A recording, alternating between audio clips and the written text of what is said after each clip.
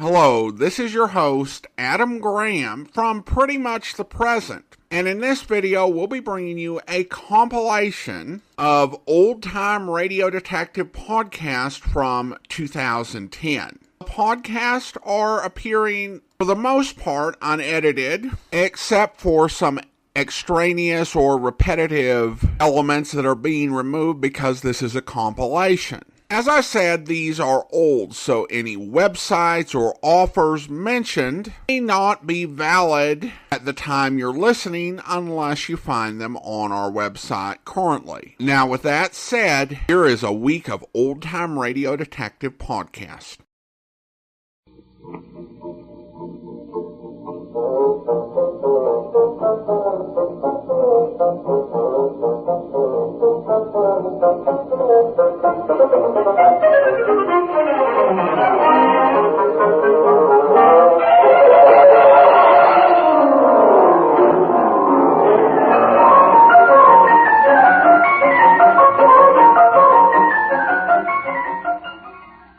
Welcome to the Great Detectives of Old Time Radio. From Boise, Idaho, this is your host, Adam Graham, bringing you this week's episode of Box 13. If you have any comments, send them my way. Box13 at greatdetectives.net. Please cast your vote for the show on Podcast Alley, podcastalley.greatdetectives.net. And remember our Facebook page. You can become a fan at facebook.greatdetectives.net. Well, I want to just say I hope everybody enjoyed this past week's movie, Sherlock Holmes and the Secret Weapon.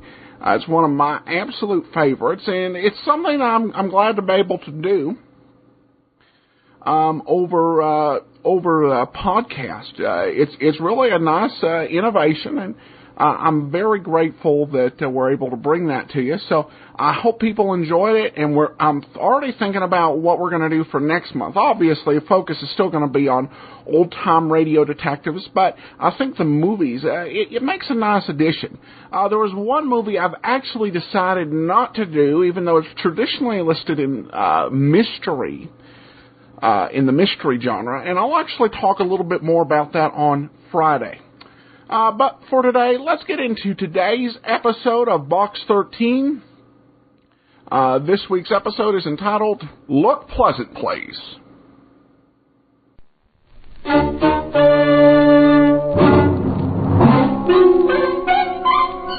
Box 13, with the star of Paramount Pictures, Alan Ladd, as Dan Holliday.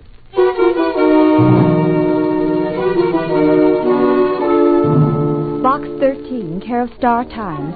Please meet me at 2 o'clock tomorrow afternoon in front of the Mercantile Building. You can do me a tremendous favor, perhaps change the whole course of my life. I shall be wearing a brown gabardine suit, and I'll be carrying a forest green suede handbag. I'll be carrying a forest green suede handbag. That was all. No name, no initials. Just the letter. Well, it didn't sound like much of an adventure. Brother, but how I could have used a crystal ball in good working order.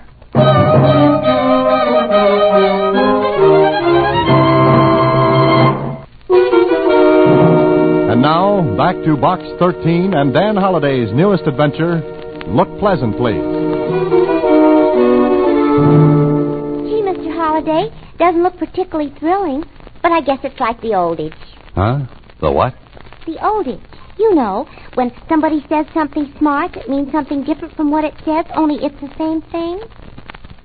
Oh. On your next trip around the office, fix that one up, Susie. What? Never mind. Just save up your adage. Okay? Okay. Hey, I can just make it to the Mercantile Building by 2 o'clock. So long, Susie.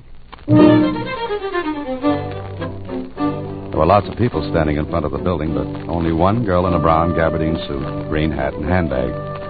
I didn't walk up to her right away because, well, I wanted to take a good look. And what I saw was good.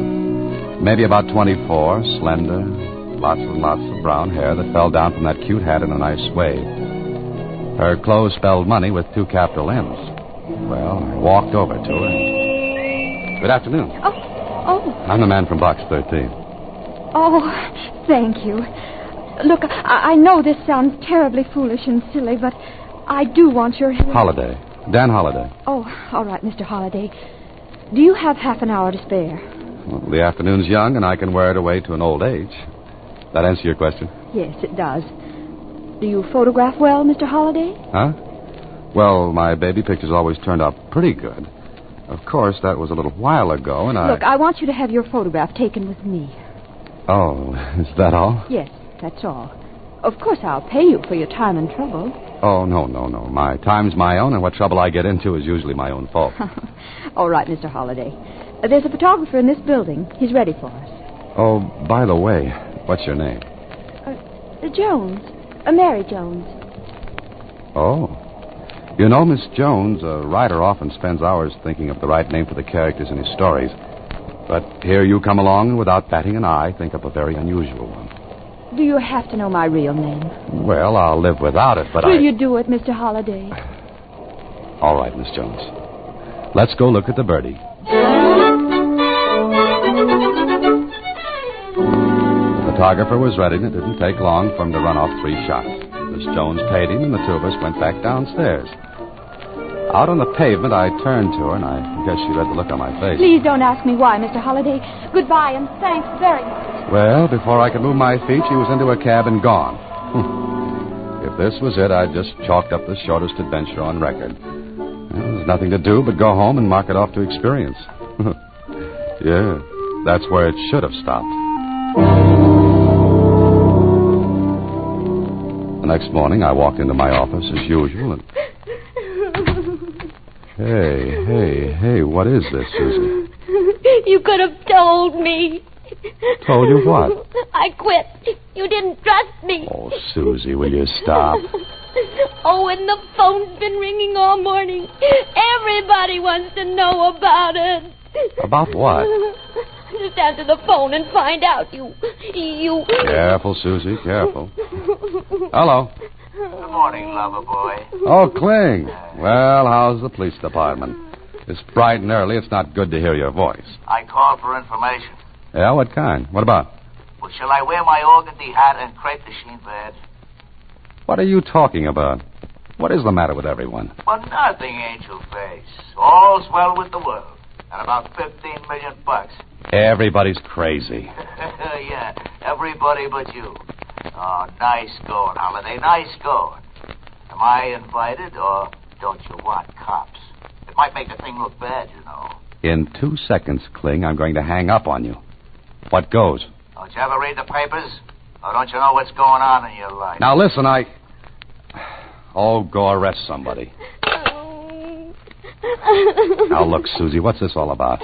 Look at the morning paper. All right, I'm looking at... Holy mackerel. She's awful pretty. Be quiet, Susie. Prominent heiress announces engagement to Dan Holiday.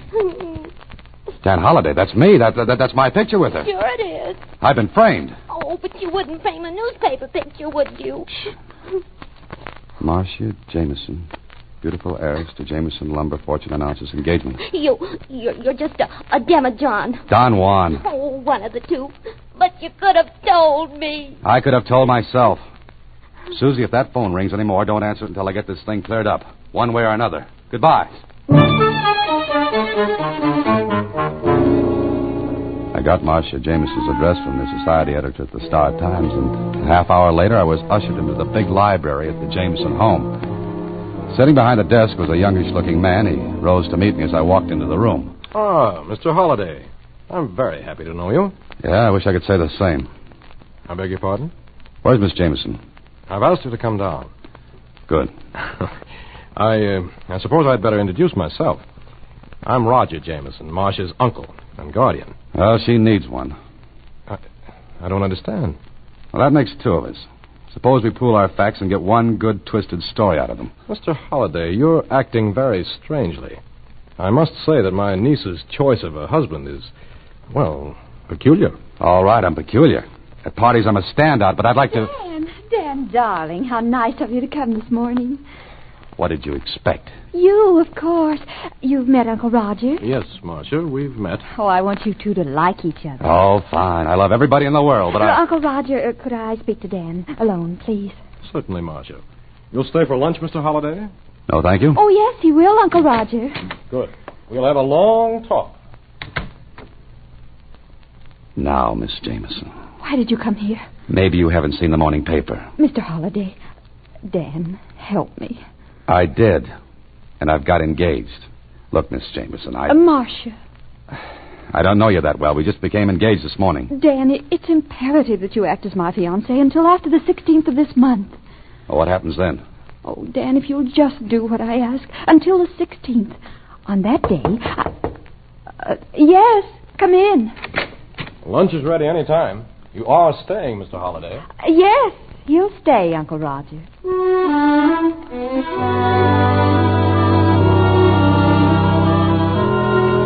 One more lunch like that, and I'd have had indigestion for the rest of my life. Uncle Roger was very curious about me. He asked a lot of questions, which Marcia answered. Then, when I was ready to leave... Well, of course, Mr. Holliday, this engagement came as a complete surprise to me. I had no idea you and Marcia even knew each other. Well, I get around a lot, Mr. Jameson. You'd better call me Roger, Dan. Yes, there's nothing like being friendly. Well, I'm sure Dan has a lot of things to do this afternoon, Uncle Roger. We'd better let him go. Of course. We'll have plenty of time to talk about things, Dan. Goodbye. Goodbye, Mr. Roger. Oh, thank you, Dan. You were wonderful. Superb, considering I didn't know where the ball was half the time. Oh, we'll wait until the 16th, won't you? It's 5 days from now. Meanwhile, what do I tell my friends? And where do I stack the wedding presents? You can always say we broke up. Uh-huh. And I'll tell you something else, Dan. Can there be anything else? I almost wish the whole thing were true. Goodbye, Dan. And with that, I was left standing on the elegant steps of the Jameson Castle. Well, I could have put the whole thing on the line and cleared up the situation. It'd have been easy. Just deny it. Tell the whole story. Or I could stay in the play and see what the score was. I walked down the stairs, then glanced back and looked up at a window and right into Uncle Roger's eyes. Before I could smile, he let the curtains fall back in place. Okay, that made up my mind. Curiosity killed a cat, they say. All right. Yeah.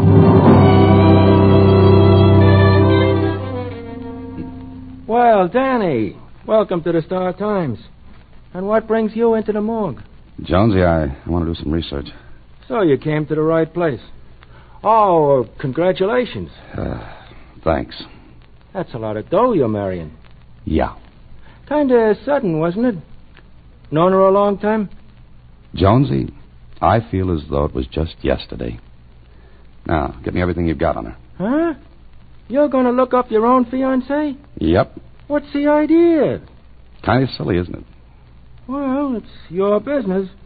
I can put my fingers right on the stuff you... We got much? All here. Matter of fact, I was reading about her this morning. When I heard you were marrying her, I did some work. And? Well, on the 16th of this month, she comes into about $15 million. What? Yeah. But she has to be married by then.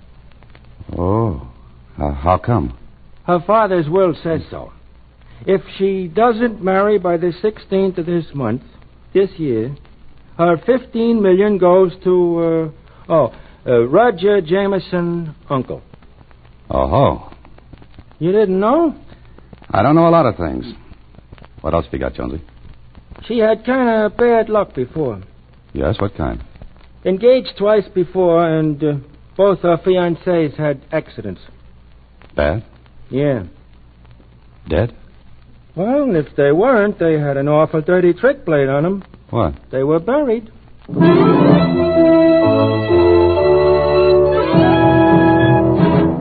When it comes to travel, Priceline gives you choices.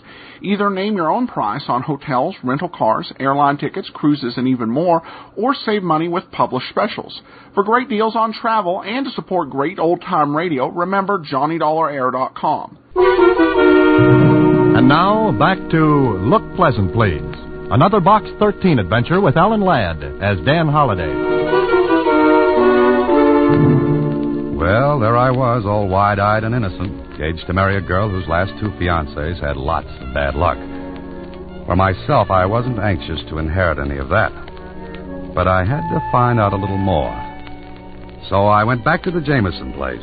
The butler recognized me and let me in without announcing me. I walked down the hall and heard voices in the library. Ordinarily, keyhole listening would have been out, but, well, I heard my name. The door was open, so... I tell you, Dan, we'll go through with it. Oh, Dan. Dan, first name already, huh? Oh, don't be silly, Charles. I've got to convince everyone he is my fiancé. Well, what if he backs out before the 16th? He won't. What makes you so sure? I know. Oh? Oh, don't be stupid, Charles. I'm not stupid. I'm just careful. Darling, you know better. Well, all right, Marcia. Now, you'd really better go, Charles. After all, you... As they say in Alice in Wonderland, curiouser and curiouser. I was wondering about it when Charles came toward the door. I backed away and ducked into another room. Well, where is Dan now? I don't know, Charles, but you'd better get back to the office or Uncle Roger will miss you. All right, darling. Bye. Oh, I'll tell you when and where we can meet again, sweetheart. Uh-huh. You know, I'm fussy about these things. Oh, who the devil is... The name's Holliday, Charlie. I'm engaged to Marcia. How did you get in? The front door. It works. You ought to be ashamed of yourself, Charles, kissing another man's betrothed. Well, now, look, Dan, Oh, you go on, Charles. Dan, I want to explain something. They could stand it. Now, look, Holliday, Go on, Charles. Oh, very well. I'll see you. Will you come into the library, Dan? But I've got a book. Oh, please, I owe you an explanation. Okay. All right, go ahead. Well, Charles is... Charles is the man you love. That the line you're hunting for? Yes. All right, that's the first I'll leave out of the bottle. The rest should be easy. But it isn't. You see, Dan, your life's in danger. Yes, I gathered that from the things I read a while ago. You read? Yes, the newspaper files. Oh, Dan, if you want to, you can back out. Uh-huh, I know. But maybe I'm more than a little curious. But you know about my 2 fiancés. Extinct. Uncle Roger killed them, or had them killed. And Uncle Roger knows nothing about Charles? No. The aforementioned uncle thinks I'm fiancé number 3 in order of appearance. Uncle tries to put a block on me while Charles goes for a touchdown, right? Oh, you make it sound so brutal, heartless. Got any other words for it?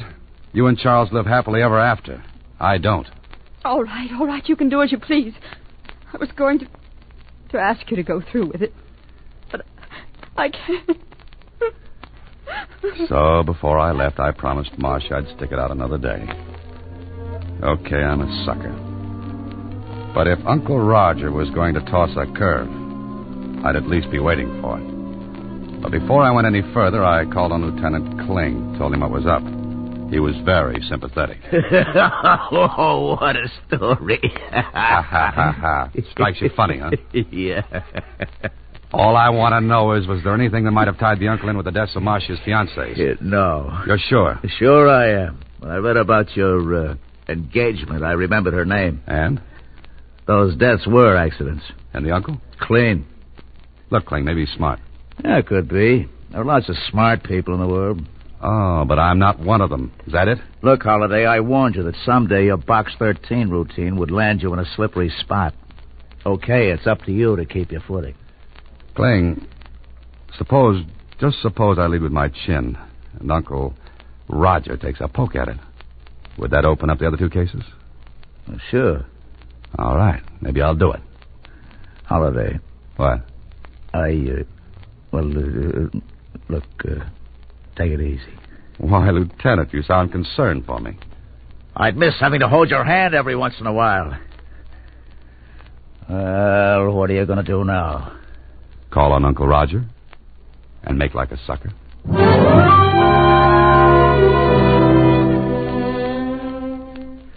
Well, Dan, sit down, won't you? Thanks, Roger. You know, it's going to be quite a treat seeing Marcia married. Yes, after 2 unhappy beginnings before. Oh, you know about those? Marcia told you, I suppose? In a way, yes. Mm-hmm. You wanted to see me about something, Dan? Oh, just a social call. If you're busy, I can... Oh, no, not at all. I was about to leave anyway. You know, Roger, it's very strange. Strange? What is? You haven't asked me anything about myself. I don't have to, Dan. Meaning? I've been very busy since this morning. You see, I have quite a bit of influence. Connection, so to speak. And they told you what? Who you are, where you live, what you do for a living. Dan, how much do you love Marcia? I'm going to marry her. You have quite a good income, so it's not the money you're after. Obviously. Dan, I'd give anything in the world to see Marcia happy. We practically grew up together. There's only 10 years difference in our ages. You see, my brother was 20 when I was born. Oh, I see. Marcia is my only living relative. Oh. Then I understand your concern for her. I'm glad you do. I want to show you something. Miss Claridge, bring in the Jameson estate papers, will you? Thank you. What's that for? Dan, you write mysteries, among other things. Consequently, I think you have a suspicious mind. What do you mean by that? Well, I'm Marcia's uncle, trustee of her fortune until she gets married, which must be by the 16th of this month. Now, surely in one of your stories you must have written about a guardian who misappropriates funds, embezzles. No, I never have. Well, it doesn't really matter. You see, The estate papers, Mr. Jameson. I thought I asked Miss Claridge to bring them in. Oh, well, she was busy, and I was on my way past anyway. All right, Charles. Thank you. Oh, Charles, this is Dan Holliday, Marcia's fiancé.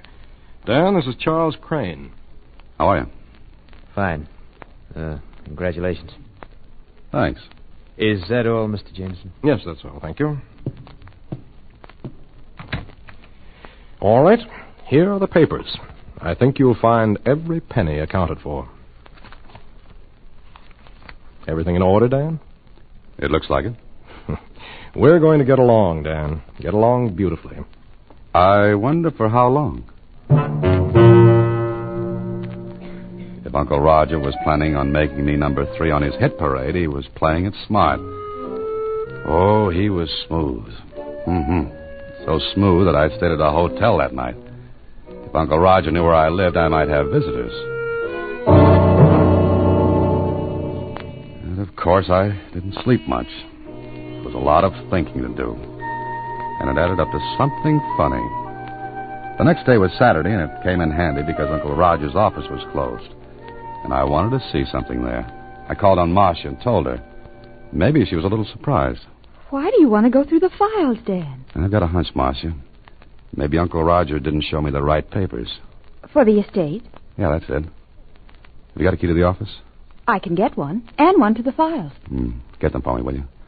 Say, where's Uncle Roger today? Oh, on the yacht, anchored outside the harbor. You're to go there tomorrow night. Why? He's arranged an engagement party. Dan, if you don't want to go, if you want to back out now... Nothing doing. I'm beginning to like this. All right, Marcia, give me the keys.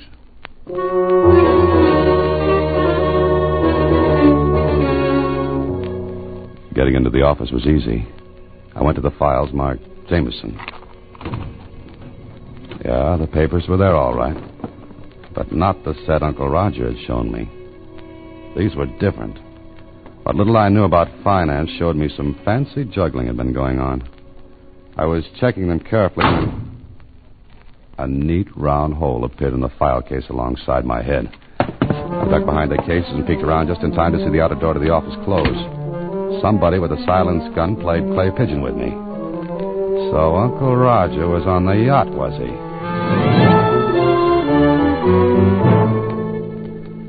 When I got back out on the street, a storm had kicked up. I took a cab back to my apartment and phoned Marcia. She didn't answer. The butler said she had gone and Uncle Roger was on the yacht. Late in the evening, I received a note from Marcia. Dan, I'm terribly frightened. Uncle Roger insisted that I come to the yacht tonight. I'm writing this note from my cabin now. I know something dreadful will happen, so please, if you can, come at once. There are speedboats at the dock to take you out. But be careful, Dan. Be careful. It could have been a trap, but I compared the writing on this note with her first letter to Box 13. Oh, it was hers all right. Careful, neat, precise. Okay, if this was a showdown, might as well get it over with.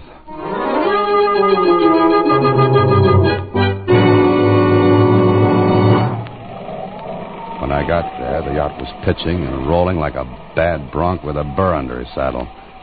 That all-day storm hadn't let up a bit. Then I was on board, but nobody was in sight. There was one cabin with a light inside. I went to it, opened the door. Holiday? What are you doing here? Visiting? I don't understand. Didn't Marcia tell you the party was tomorrow night? I like to be early for appointments. Where is Marcia? What's the matter with you? She's not here. Oh, yes, she is. Have you gone crazy? Not yet. Sit down, Uncle Roger. Oh, all right. You know, Uncle Roger, I don't like being shot at. I don't know what you're talking about. Where is Marcia? Cut it out. Yes? What were you going to say? Well, what's the matter? Have you got a gun? Gun? Yes, but... Get it. Are you... Get it fast. It's not here. It's always in this desk drawer. Is this what you're looking for, Uncle Roger? Charles, what are you doing here? And you might ask him what he's doing with your gun. It is yours, isn't it? Well, it looks like it. You don't think I'd kill you with my own gun, do you, Holiday? Very neat, Charlie, very neat. But the crew... Just 2 crewmen aboard. The rest won't be here until tomorrow. And that storm is convenient. Lots of noise. Something funny, Holiday? Yeah. Yeah, you are. You think you're going to get by with this, don't you? Is there anything to stop me? What is this all about? If this is a prank... Oh, no, Roger, not a joke. Definitely not. Charles and Marcia had it all planned very neatly. The accidents to her other fiancés gave these 2 beauties the idea. Charles fakes another set of papers to look as though you were embezzling, and... What? Yeah. They make it look as though you can't afford to have her married by the 16th, because if she doesn't marry, then the estate goes to you. And you're killed with my gun. That's it. And you're killed the same way. Charles muscles up this cabin to make it look as though there were a struggle. And All right, Holiday. Second guessing. Oh, no, Charlie. I'm not so dumb. You see, I called the police before I came aboard. You see, I guess... You're a liar. You couldn't know. Oh, but I could. Marcia's note gave it away. Marcia's note? Uh-huh. The note she was supposed to have written aboard this yacht. You see, her handwriting was neat, precise, careful. Charlie, ever try to write a neat hand on a pitching, rolling yacht? Can't be done. So I knew she wasn't aboard. And there was only one reason she'd want to get me here. To work this frame and... Oh, hello, Lieutenant Kling. Lieutenant... Oh! Grab the gun. Holiday, is he... Charlie's gone bye-bye for a little while. Call the police in here, Dan. Where are they? Are you kidding? Lieutenant Kling is probably saving his Betty by. Me, I gotta sit down.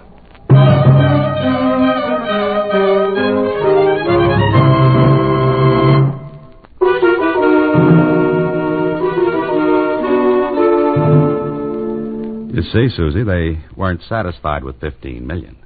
They wanted Uncle Roger's money, too. Which they would have had if that frame had worked. Uh-huh. Hey, what are you doing? What do you got there? A new camera. It's got a wonderful gadget on it that lets me get in the picture. All I do is press this button and... Oh, here, I'll show you. We'll both down the light, see, like this. And then... Oh, no. Not again. Good night, Susie. Next week, same time, Alan Ladd stars as Dan Holliday in Box 13.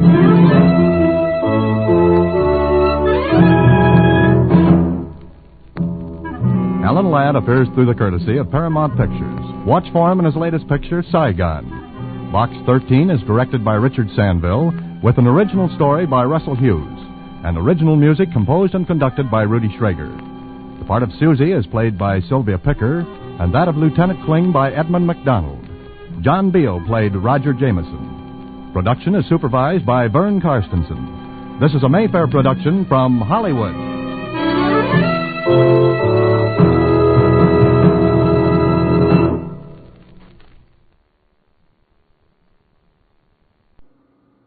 Welcome back. Sorry, the sound quality on this particular episode wasn't up to par with most of the other Box 13s we heard, but still, despite sound quality issues, this was a pretty nice episode. It really turned around one of the big cliches of mysteries and detective stories with the money-clunching guardian who embezzles.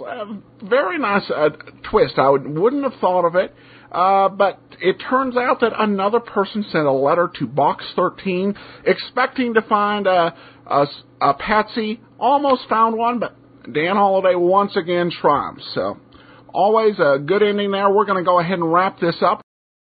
From Boise, Idaho, this is your host, Adam Graham, bringing you this week's episode of Pat Novak for Hire. Got any comments? Send them my way. Box13 at greatdetectives.net. Please cast your vote for the show on Podcast Alley. That's podcastalley.greatdetectives.net. And remember our listener survey, survey.greatdetectives.net if you haven't filled that out. Well, I've come across a couple things I'll go ahead and let you know about. The first, and perhaps the most interesting, relates to Jocko Madigan. I listened to a radio show called Mystery Award Theater. This featured a story by Anthony Boucher, who writes the Sherlock Holmes episode that we've been hearing the last few weeks. He wrote a book called The Screwball Division. And the Screwball Division actually featured a drunk detective who was, in one way, kind of like Jocko Madigan, because he basically had just gone into being drunk, populated the bar all the time. However, the police brought all the hard cases to him, the ones they couldn't find a solution to on their own. And he got this idea actually from the Oracle of Delphi, where in the ancient world they would bring their problems to the Oracle to solve.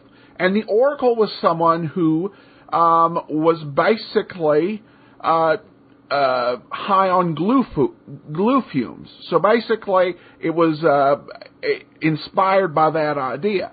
Now, it does raise the question as to whether Jocko Madigan was partially inspired by the Oracle of Delphi, or if he was partially inspired, if the idea was partially inspired by the Screwball Division.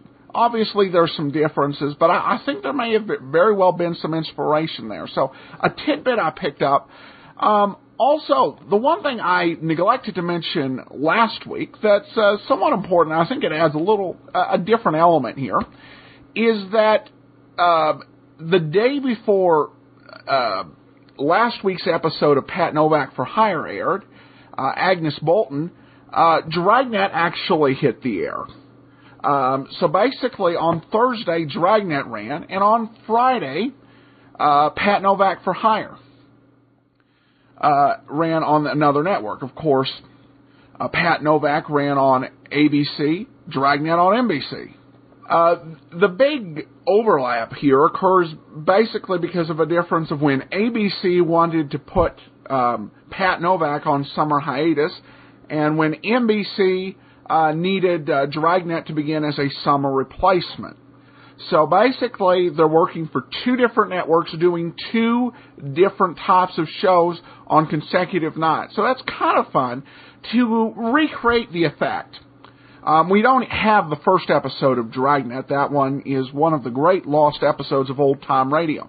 But if you have the app, which you can get at app.greatdetectives.net, as an extra, we'll add in the episode of Dragnet that aired previously. So, kind of the contrast of the two styles. All right, well, let's go ahead. We're going to get into today's episode of Pat Novak for Hire. This one is often called George Lampson, but it's really Georgie Lampson. That's the name of the character in the story. So let's go ahead and we'll listen to Georgie Lampson, and then we'll be back.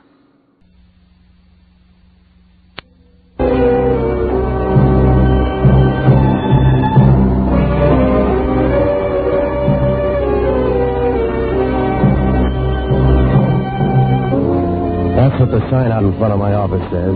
Pat Novak for hire. Oh, sure, you can spell it 50 different ways, but down on the waterfront in San Francisco, it all means the same thing. You pay and I'll do, and the customer's always right if he's got an open wallet. Then I'll match it with an open mind. Unless he's after murder, then the price gets out of range. And down here, you're either high on your toes or flat on your back, because most of the time you get only one kind of pitch, fast and inside, and you don't cry if you're foul because nobody cares. Even then, you can't complain. During the summer, the morgue's the coolest spot in town. Oh, I rent boats and wrap up small sins in $20 bills. The money's good when you get it, but there's no retirement plan, and you can't buy vaccination for trouble. I found that out last Wednesday night. I closed up shop about 8 o'clock, and I started walking home. The city was down on its hands and knees trying to crawl through one of those San Francisco hot spells that blast by every 5 years. From up on the hill, the Chinatown tenements lined up down below like sweaty little kids waiting for a shower.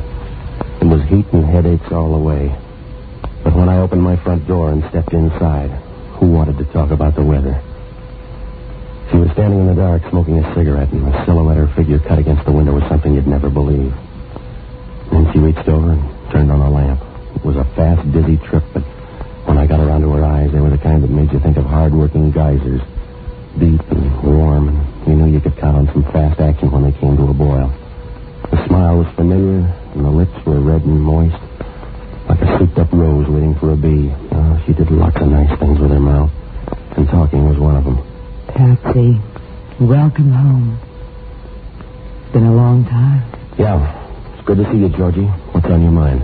Patsy, can't you ever take your time? It's not mine, it's borrowed. Anything special in mind? Easy business. Got a drink? How easy? Just a boat ride. You can't get hurt. That's what they told the Spanish Armada. Getting soft, Patsy? No, not in the head. Now, look, if it's work, let's talk. Otherwise, let's just be cute, huh? All right, Patsy. The last time you saw me was a year ago. As far as you know, I'm not in town. Fine? You tell me. Go on. Tomorrow night, a freighter's due in here from Shanghai. The SS Calcutta. I want to be on the welcoming committee. Who says you can't? Nobody yet. But the ship's going to anchor in the stream, so I need a boat, and I need you. I'm not the social type. I don't think I'll go. Believe me, Patsy, it's an easy trip. So's falling downstairs. Come on, let's deal or drink. All right, Patsy. My stepmother's going to meet the Calcutta, too. Who's she? It's a Sheila Lampson.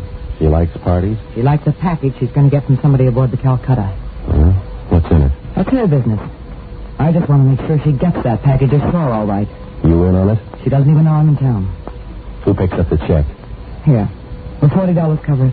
It's too much for an easy job and not enough for a hard one. Where do I find you if I need bail? Here's the phone number. You can call me there tomorrow. And Patsy, thanks. I don't forget easy. Why the rush? Because you scare me, Patsy. You really scare me. Remember the party, Patsy? Yeah. But memories are like everything else. They wear out. Then let's make some new ones, Patsy.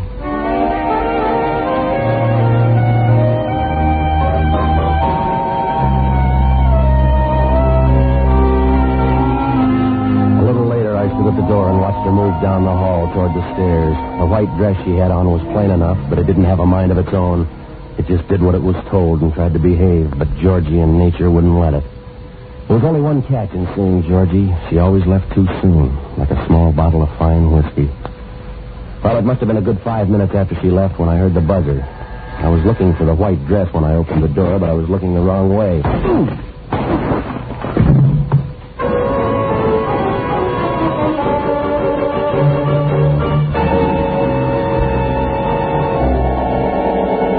Something with an echo, and it came down hard on the side of my head. I went down like mercury in a quick freeze. The trip wasn't nice, but it was long. Halfway there, I came up for breath, and I found the deck of one of my own boats under me. The Bay Bridge lights were still around, and that made it kind of cozy. When my eyes got in focus, the smooth-looking bundle laid out next to me shaped up like Georgie Lampson. She wasn't looking her best. I had just enough time to remember a pair of women's shoes standing next to my face, and then I must have moved, and they punched my ticket for a return trip. The next time I opened my eyes, I was looking up at the lights on Pier 19. Oh, the shoes were still there, but this time they were black, and the feet inside squashed out wide and flat like tired beefsteak. That meant only one thing: Hellman from Homicide. You can stop playing mouse, Novak. Get up. The party's over. Yeah, Hellman. I thought they'd never go home. Your boyfriend here isn't talking. Is he bashful? Yeah, Novak. He's real shy. He's dead. Who is he? That's what you get paid for. What about the girl that was here? County Hospital. You better pray she makes it, Novak. Because you like blondes, Hellman? Because nobody beats 2 murder raps, Novak. Oh, you talk funny. So does this hunk of lead pipe. Your prints are all over it. What'd that make me, a plumber? Better than that, Novak. The pipe fits the dent in that guy's skull like it grew there. Well, maybe he's the plumber. You're smart, Novak. Now, come on. Who's the guy and who is the dame? She's Georgie Lampson, the guy I don't know. We'll, Novak. We'll take care of that. Oh, you try hard, don't you, Hellman? You move your lips when you read, you use your fingers when you count, but you never get the right answer. Don't tempt me, Novak. I'm not my cherry best in the morning. You don't have a best, Hellman. You tried thinking once, but it gave you a headache. Now when you get in a squeeze, you have to pound your way out with your fist. I warned you, Novak. Now talk nice and save teeth. Yeah. I'll talk when that blonde tells her story. If she makes the grade, how does she figure? She met me in my apartment last night on business. 5 minutes after she left, the doorbell rang. When I answered it, somebody sapped me. Now you take it from there. Yeah, I will. Right to the DA. Go ahead, Hellman, but don't look hurt when the case blows up in your face. You giving odds? That's all I'm giving, Hellman. You figure it. I took the gal and this girl I don't even know for a ride at 3 a.m. We had a party and I killed a guy. But the gal I only messed up good because I like the way she talks. You sound scared, Novak. Well, I'm not, Hellman, but you are because it doesn't add. Why did I beat my skull with that same hunk of pipe, and how did I drive back here to meet you? Keep your mouth open, smart boy. They got a little green room up at San Quentin.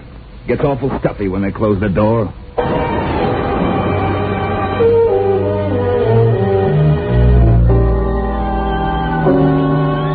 Well, after I left Hellman, I figured I'd had a bumper crop of trouble for one day. The sun was just beginning to stagger up over the Berkeley Hills when I caught a cab uptown. On the way, I stopped off for coffee and a 6 a.m. Chronicle at one of those little Greek joints off Geary Street. The windows were blind with grease and the light was bad, but the reading was money from home. The story made me stop counting the lumps on my head. Professor Burton Lampson had gotten himself murdered in a Shanghai hotel room a month ago, and they were sending his body back on the SS Calcutta. It was due to anchor in the bay that night, like Georgie said, but the shipping page didn't agree. The Calcutta was listed inside the gate at 7:30 the night before. How did that check out? And what about that package that had everybody worried? Well, when I got back to my apartment, I called the hospital to check on Georgie. Well, they were still giving odds, the long, thin kind. A little later, I was in the middle of a cold shower, adding up rows of zeros and getting different answers every round when the phone rang. It was Hellman, and he was selling nothing but smiles. You feeling any better, Novak? Oh, don't tell me you're worried. We just identified the dead guy. His name's Warren Haynes, local socialite. You know him? Yeah, I'm an old friend of the family's. The guy's from one of the old families in town, the important kind. His blood wasn't blue. No, but we are. We're feeling the pressure already, so I'm calling you in today for a little talk. That's a great job, Hellman. You keep right on smacking your fat lips because you're going to get more answers than questions. That's funny, Novak. I didn't think you knew the difference. When I hung up the phone, I was seeing more red than the bleachers at a bullfighting. I probably would have walked right by him if he didn't open his mouth. Even then, it wasn't much more than a loud squeak. He was a skinny guy, standing against the door with a half smile twisting his mouth and a bright, wild look in his eyes. You seem disturbed, Mr. Novak. Where's your invitation, mister? This should prove sufficient, Mr. Novak. All right, so you own a gun. What happens now? Now, Mr. Novak, I use the gun unless you hand over the package. Sorry, mister, you're in the wrong laundry. Mr. Novak, I've been crossed once today. I don't intend it shall happen twice. The package? Now, look, you, I'm going to spell it again. I don't know what you're talking about. Now, take that cannon you're pointing and get I think you realize I'm about to use this gun, Mr. Novak, for the last time. All right. You'll find it right over there. Now here, right next to... Now, come on, give me that gun before somebody gets hurt.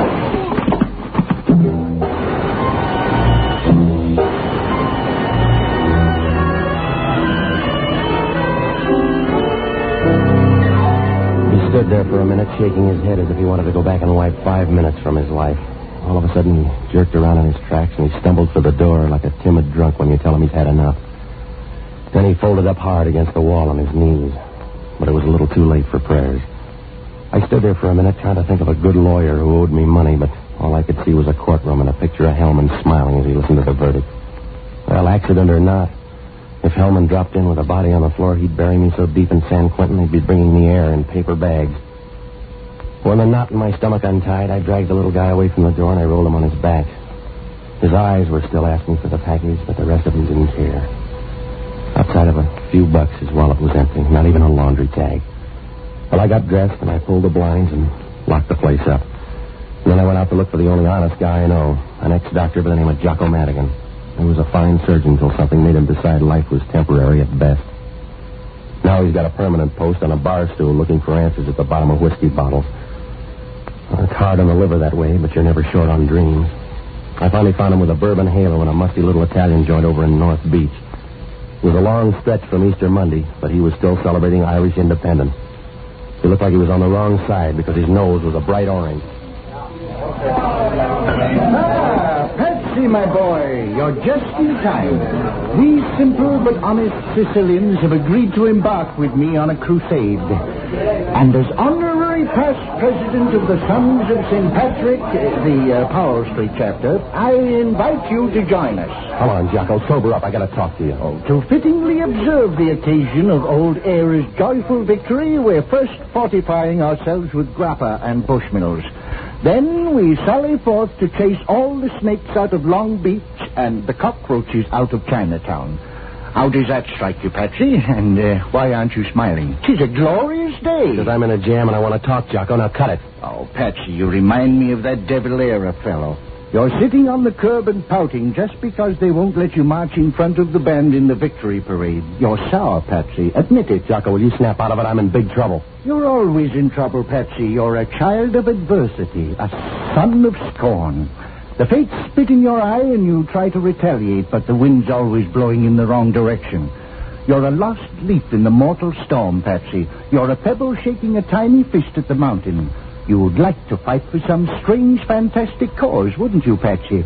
But you can't find anybody your size. Men are too small and the gods are too big. Patsy, you're lost. Are you all through? Yeah. What kind of trouble? Oh, it's a pair of bum murder raps, Jocko. Somebody sapped me in my apartment last night and I woke up this morning with a dead guy. That sounds interesting. What was it you were drinking? Hellman's out to pin this on me. Oh, a dubious honor. You mentioned 2 murders. A guy came in my apartment this morning waving a gun and asking for a package that I never heard of. We started wrestling for the gun. Mildly exciting. Who got it? He did, right in the chest. Patsy, you have absolutely no excuse for losing your temper. Why, you're not even Irish. Still, you're always getting hot-headed at the wrong time. It was an accident, Jocko. I didn't even know the guy. I'm sorry, but I can't cry. Sure, that's what the British general said after he hung Robert Emmet at the dock. But he didn't straighten out the Marcel in his neck. What are you doing out of jail? Well, you knock it off, Jocko. Now, look, did you ever hear of a Mrs. Sheila Lampson? Certainly, and I'm very offended with her. In the past year, she set up drinks for every eligible and non-eligible in San Francisco except me. That sounds good. What else? Not much, but I often wonder what that poor old professor she married does with his evenings. He stopped worrying, Jocko. He's dead. Now, look, will you hop down to the Chronicle morgue and check with Steve Nagel? Have him dig out all the old clips on the professor and Mrs. Lampson, will you? And while you're there, check on a guy by the name of Warren Haynes. You got that? Yes, but what do I do for money? $50 for car fare and nothing for booze. Patsy, surely you're jesting. Jocko, will you quit clowning and get going? If you say so, Patsy, but you've broken up a beautiful party. My Sicilian friends have gone to sleep and I'm thirsty again. Let's have 4 or 5 for the road, shall we? Later, Jocko. Oh, all right, Patsy, but only for you. By the way, where can I find you? I'm going to tag by the county hospital, and then I'm going to look up Sheila Lampson. If I remember the story correctly, Patsy, you'd better reverse your schedule. Good night, lover.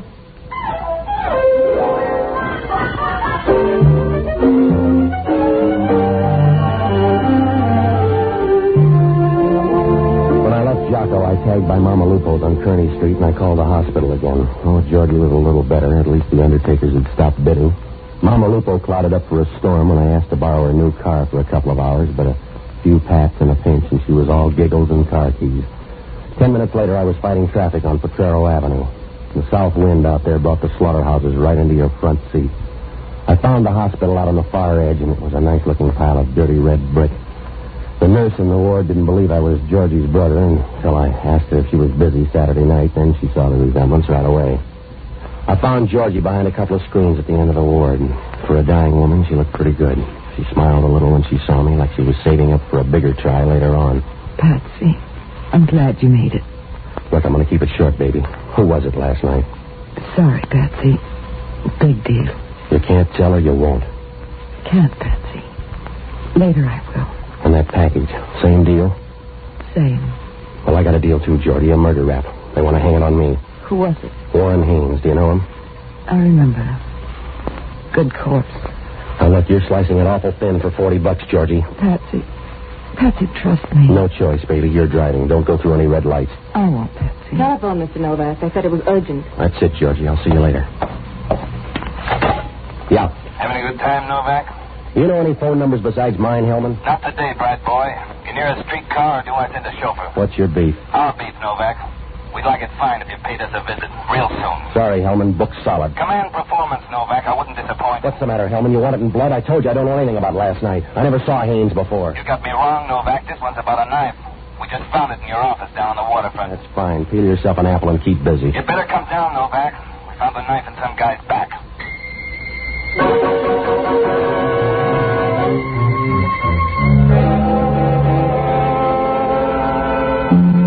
Houdini couldn't get out of that one in 2 hours with both hands and a can of olive oil. It was like chasing cyanide with a bucket of brandy. Well, it tastes bright, but it's only a matter of time.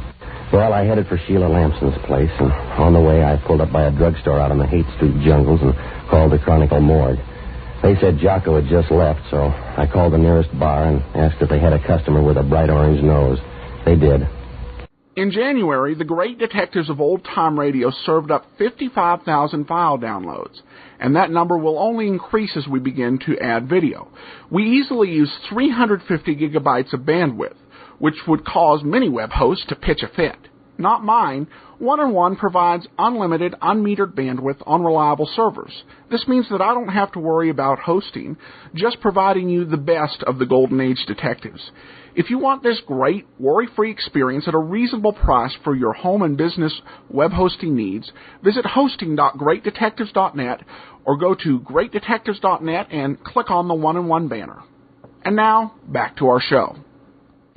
Jocko Mendicant speaking. Jocko, this is Novak. What'd you find out? Ah, Patsy. Just enjoying a small refresher after some very excellent reading. For instance? Sheila Howard Lampson. She started seeing the professor back in 46. There was a scandal, the nasty kind, and the professor's first wife, Barbara, jumped off the bridge, the Bay Bridge. Yeah, go on. A month after she married the professor, Sheila was mentioned in every gossip column in town. So the professor took off on a scientific trip to China. A month ago, he was murdered in a Shanghai hotel, and a hatful of emeralds was stolen. The authorities figured that the murder was premature. What do you mean? Well, the professor had 3 major operations, and at the time of the murder, he had less than a week to go. What about Haynes? Haynes is one of those black sheep that wealthy families have, cut off without a penny. He's one of Sheila Lampson's escorts, and he's now on his way back from the Orient on the SS Calcutta. Anything else? Jocko, I could kiss you. Patsy, you stick to your line, and I'll stick to mine.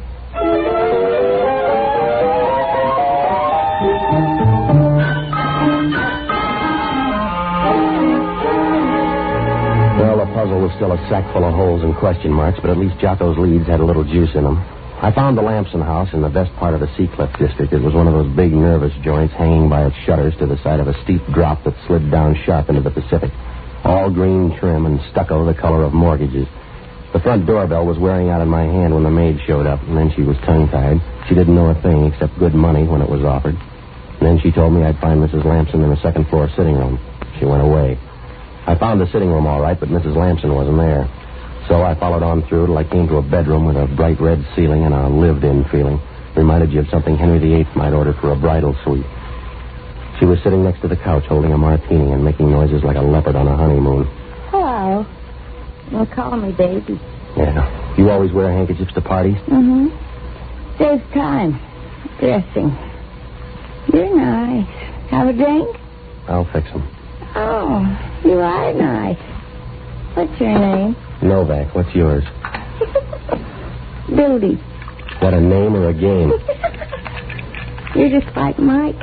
He's my new boyfriend. Mrs. Night Off? Oh, no. We just went downstairs for a minute. Hey, you fix a nice drink, Mr. Novak.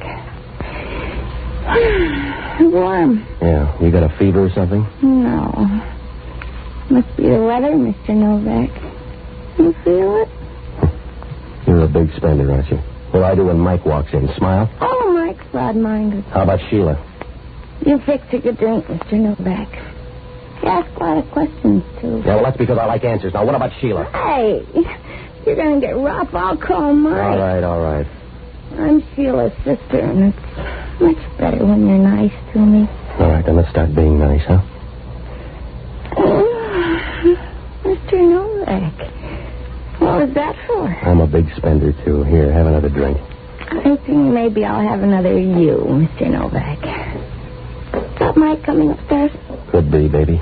Now, come on, where's Sheila? Oh, Sheila, who cares? She's downtown anyway. She won't know. Hey, where are you going? Sorry, baby, I got a date. I'm not busy. What'll I do? Don't let him leave, Mike. If he does, he's going to walk through me. I'm sorry, baby, he's not my type.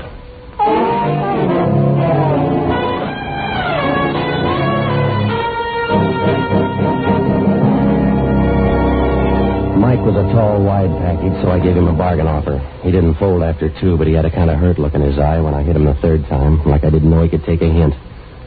When he wound up and hit the floor, every window in the house rattled, and I figured the Berkeley seismograph got a cheap thrill. I made it as far as the front door when I heard a car pull up in the driveway. When I got to the window, a dame and a guy were getting out of a new Nash and heading for the door. The guy was a middle-class gunsel, but if the gal was Sheila Lampson, she made nice opposition. Well, I couldn't wait around to see. I finally managed to make my apartment without having one of Hellman's men pick me up, and when I got in, Jocko was just pouring himself another glass of green dreams and posing in the mirror like a man of distinction. The stiff was still there on the floor next to a glass of ice water. Patsy, I don't approve of your choice of party guests. The guy's dead, Jocko. Oh. Well, in that case, I'll overlook it. This is the friend you were telling me about? When are you due at the gas chamber, Patsy? Any phone calls? Oh, now that you mention it, yes. Hellman? Regularly on the quarter hour. Not very coherent, but I got the idea he's looking for you. Also a call from the hospital. They wanted to know the whereabouts of a Miss Georgie Lampson. What do you mean? It seems she disappeared a few hours ago from one of their wards. Oh. Patsy, you look worried. Perhaps a sampling of this delicate dollar ambrosia would help. Try it. No, thanks. Suit yourself, Patsy.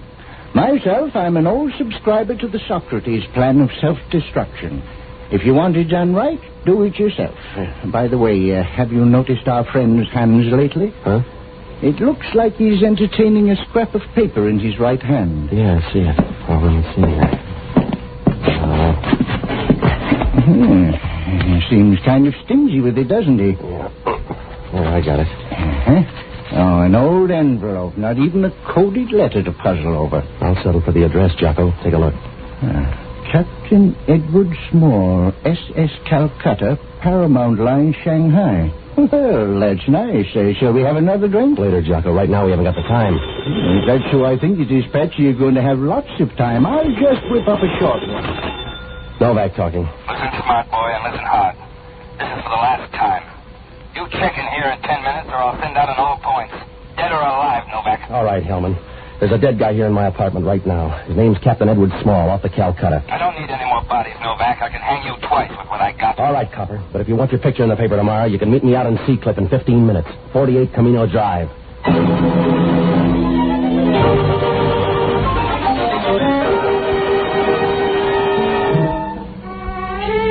When I hung up the phone, most of the puzzle straightened out like wet wash in a dry wind.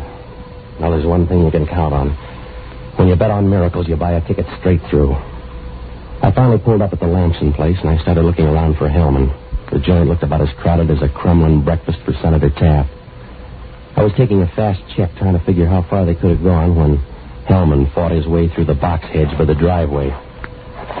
We circled down behind the garage and around in back of the house. We just made it in time for the curtain scene. Sheila Lampson was backing down slow toward the seawall, waving her arms in the air and begging every inch of the way. And Georgie stumbled after her like the avenging angel, and she had a gun. She had a coat tossed over her hospital gown, and the look in her eyes told the whole story. Tears and hate and lots of bullets. Novak, you've got to stop her. She's crazy. She's crazy. She wanted to kill me. What's so crazy about that? You're sweet, Patsy, but you weren't invited. Don't get too close to the animal. It's your gun, Georgie. Don't let it hang you. This is Hellman from Homicide. No good, Patsy. This one's for me. Isn't it, Sheila? Georgie. Isn't it for me? Please, Georgie, don't. Novak, stop her. Stop her before it's too late. All right, girls, let's break it up. Be good, Copper. You too, Patsy. It's your neck. It won't look good stretched. Please, Georgie. Don't eat that, Sheila. Not yet. First, I want to tell you how clever you are. How sweet you looked at my mother's funeral.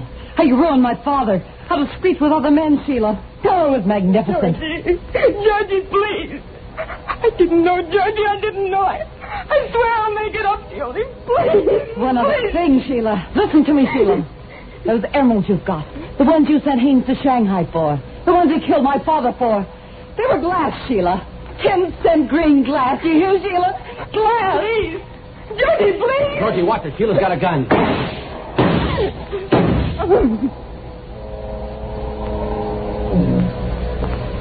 Betsy. Take it easy, baby. You got a long trip. She's dead. Isn't she, Patsy? She's dead. She didn't die, baby. With that much lead, she sank. It burns, Patsy. It burns. It'll cool. The fog's starting to come in. Remember the party, Patsy? Yeah, I remember. Then say it, Patsy. Please say it now. Say it. Yeah, Georgie, I'd say it. But you're not listening.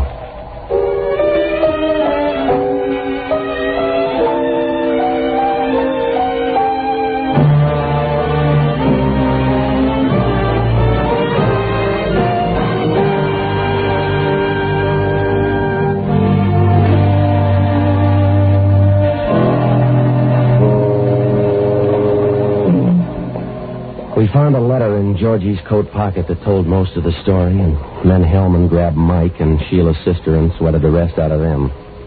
Well, it wasn't a pretty story, but it moved.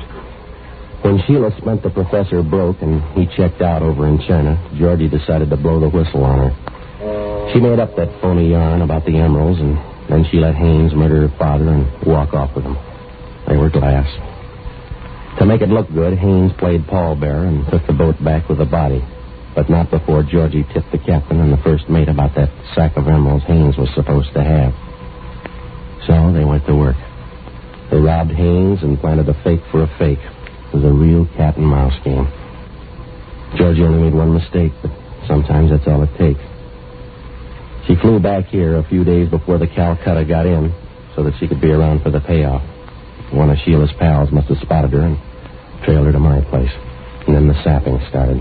That was the same night the Calcutta got in, and people started checking packages and pulling triggers. When Sheila found her package was a fake, she figured Haynes was being cute, so he got it first. And then she went out after that original fake.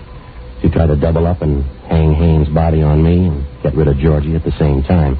But Georgie didn't die easy. I don't know how the captain got onto me, probably through Sheila. But her Gunsel friends took care of the first mate with a knife when he got anxious. Well, when the dust lifted and they counted cold noses, it was a real devil's game. Wherever he was, Georgie's old man must have been holding his sides and rolling in the aisles. Yeah, a real plum. And Sheila found out when you get close enough to the seed, the taste gets bitter. Well, Hellman asked only one question. How come a smart girl like Georgie bought something as stupid as revenge? I don't know. She was a lot better at a lot of other things.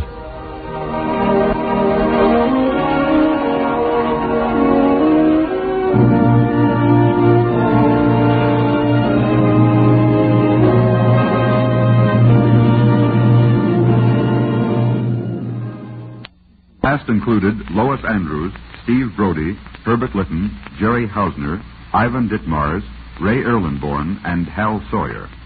This is a Larry Finley transcription. Brought to you from Hollywood.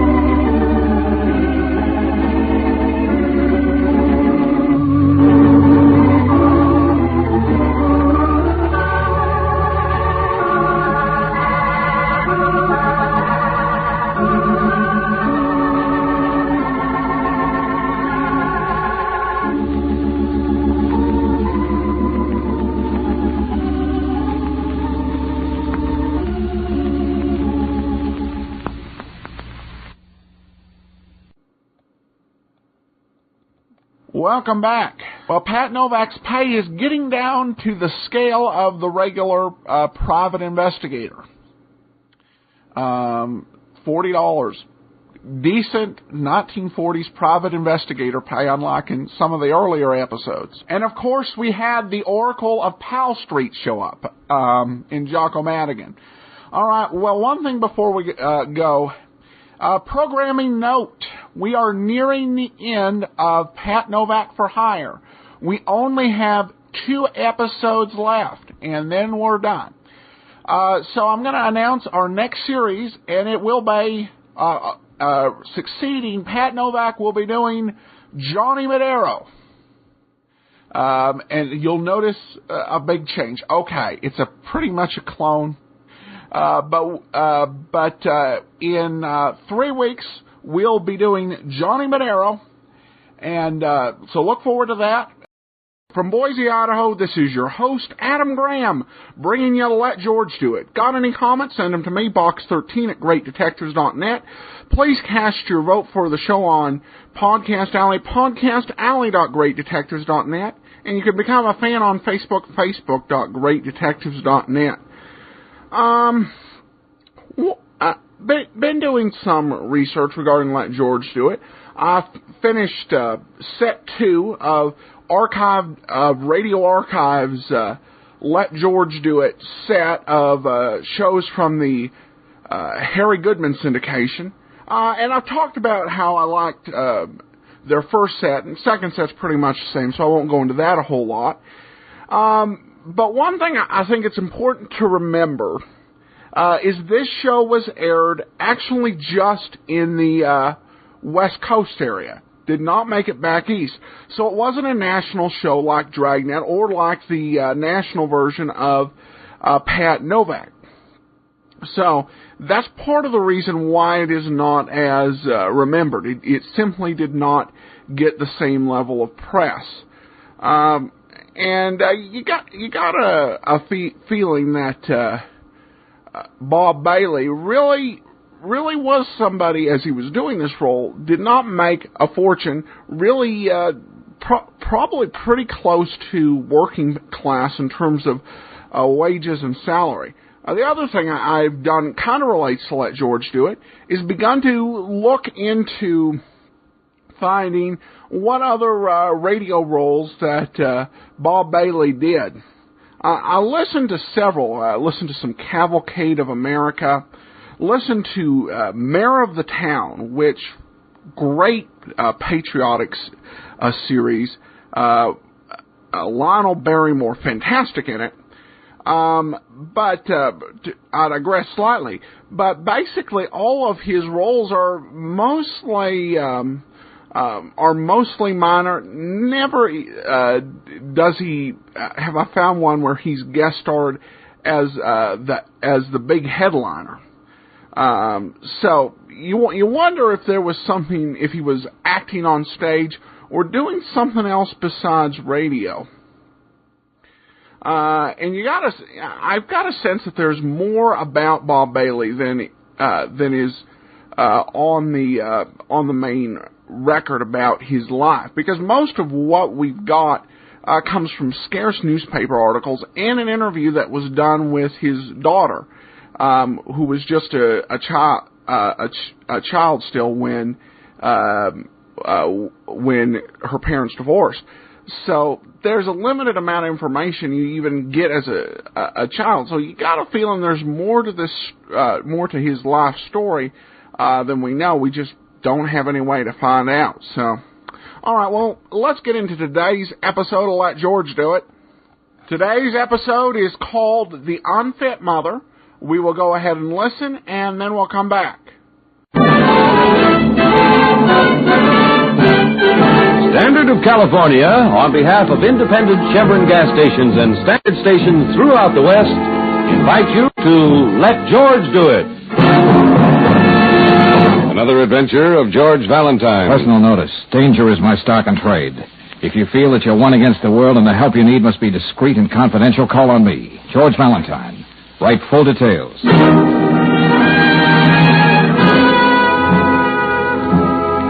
Dear Mr. Valentine, In this whole world, there's only one person I care about, my 12-year-old daughter, Penny. This Friday, I lose her, unless I can make her change her mind about me.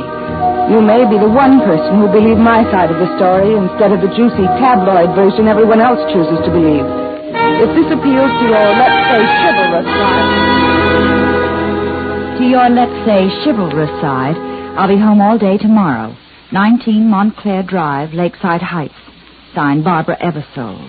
Barbara Eversole? What do you know? What do you know? Barbara Lawson Eversole. All right, so she has a maiden name. Hey, you know, I flunked medieval history in college because of this gal. You mean she wouldn't let you copy from her paper? Nothing as intimate as that, Angel. You see, she was in a musical comedy, and it stayed in town for 6 weeks. Uh-huh. Matinees Tuesday and Thursday, 2:30. Same time as my class in medieval history. Yeah, I know. You had a conflict. On my history exam, they asked me who sank the Spanish Armada, and the only name I could think of was Barbara Lawson, the most beautiful girl in the world, to quote the posters. And I thought you worked your way through college. Yeah, except on those Tuesdays and Thursdays. Brooksy, we're going to drop in on Barbara Eversole, if just for Auld Lang Syne.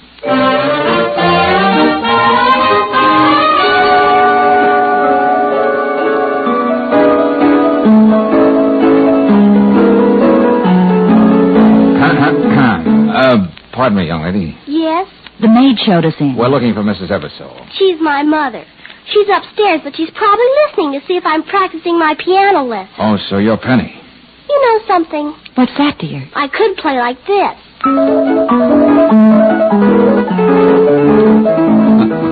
Well, that's a great improvement on what we heard when we came in. That's the way she'd like to hear me play. But when she's in the house, I play like this.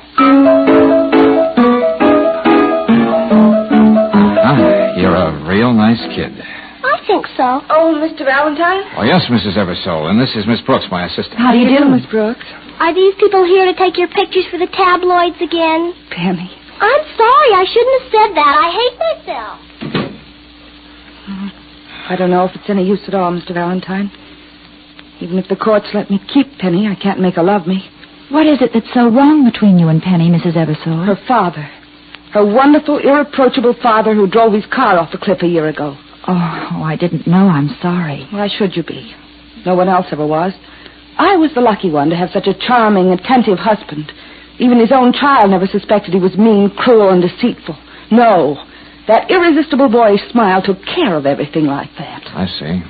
The last few months before he died, I started going out every night just to get away from him and his indifference to whether I was dead or alive. And of course, everybody was saying, how can she do that to Jerry? Poor, charming Jerry. Oh, you said your husband drove his car off a cliff. Somehow he doesn't sound the type. I'll never forget that night. We had the most bitter quarrel we ever had, and he stormed out of the house. Yes? Penny overheard us. Ever since, she's blamed me for what happened. Well, what's this about losing her on Friday? When Jerry died, his mother was determined to take Penny away from me. She almost did because Penny said she wanted to leave me. But the judge decided to put me on a sort of parole. One misstep, and I lose my child because I'm an unfit mother. Uh-huh. Now I think I get it. That business about tabloids, that was the picture of you in the papers when you were brought up on a traffic charge.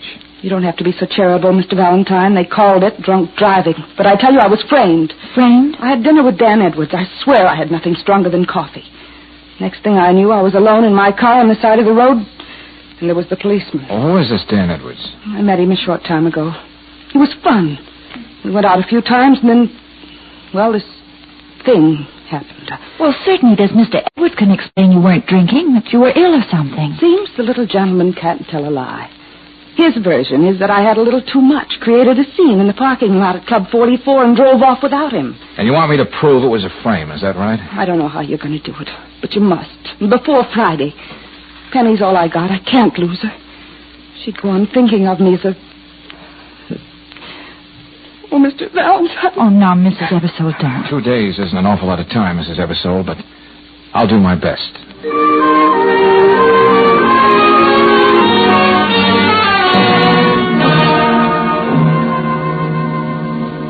I won't be hypocritical, Mr. Valentine, Miss Brooks.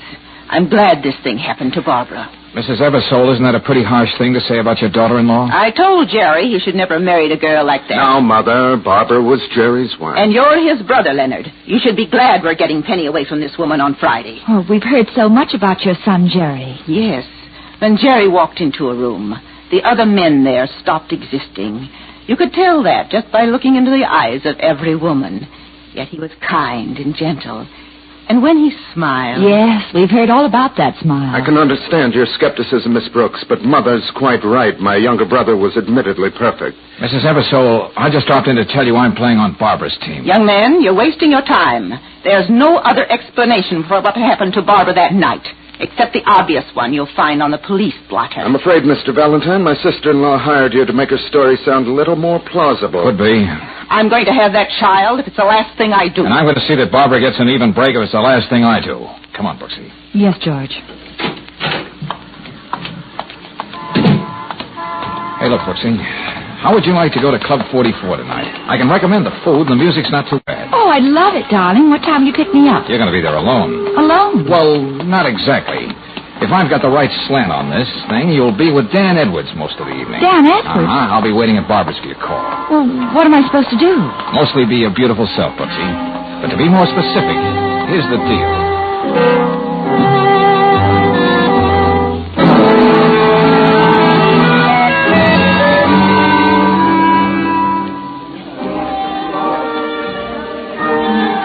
Oh, I declare, Mr. Edwards, I'm just dreadful. I mean, being here alone in a nightclub in a big city with a strange man. Not a strange man, Claire. Just a lonely man. Oh. When Eduardo, the head waiter, told me that you were here all alone, I couldn't resist coming over to your table and introducing myself. And I wouldn't have it any different, Mr. Edwards. It's Dan. Yes, Dan. Oh, I wonder what Daddy would say if he could see me now. Daddy? He's always saying, Claire, honey, people with our position and money have to be mighty careful whom they meet. Oh, and he's so right. Would you believe it? I slipped out of the hotel after Daddy and Mother went to bed. Aren't I just awful? Let's compromise and say you're the sweetest thing that ever walked into my life. Oh, Daniel. And I'm going to find out a lot about you. What your daddy does, that great big house you must live in. Yes, Dan. And I'm going to find out a lot about you, too.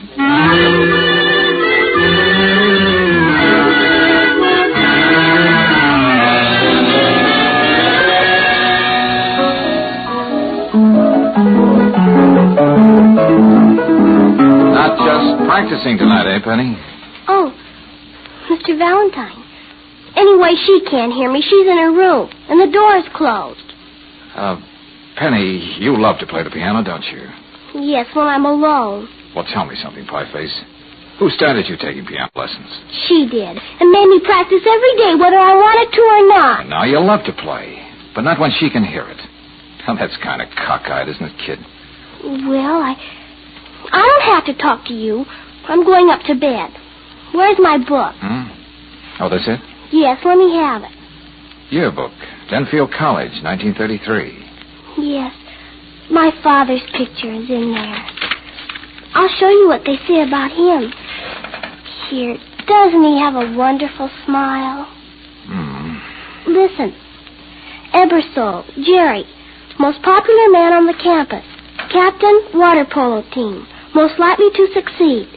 Yeah, that's all right. None of the others had things like that written about him. Look at the very next one under Father's picture. Eggleston, Frank, campus clown. Good old Eggy. See what I mean? Eggy the clown. Oh, it's good to hear you laugh, dear. Oh, I was just going up to bed. Penny, wait. Good night. Never mind. Did you find out anything, Mr. Valentine? No, but I did want to know a little more about this Dan Edwards. Well, he introduced himself and said he was a friend of Jerry's at Denfield College. Yeah? He told me about the time just before he and Jerry were supposed to graduate. Jerry stole the clapper out of the chapel bell. Oh. Leonard had to square things with the dean and make sure his mother never found out. I see. Mr. Valentine, there was nothing wrong with my going out with Dan. For a year, I kept myself cooped up in this house, trying to be the perfect mother. Always remembering Judge Blanchard saying, "One misstep, Mrs. Ebersole, and Penny goes to her grandmother." And having dinner with Dan once in a while sort of helped take the pressure off. That's right. I can't think of any reason Dan would lie about what happened that night. But what'd you find out about him? Not much, Mrs. Ebersole, not much. But I have an idea that even at this distance, I'm learning more and more about Dan Edwards every minute.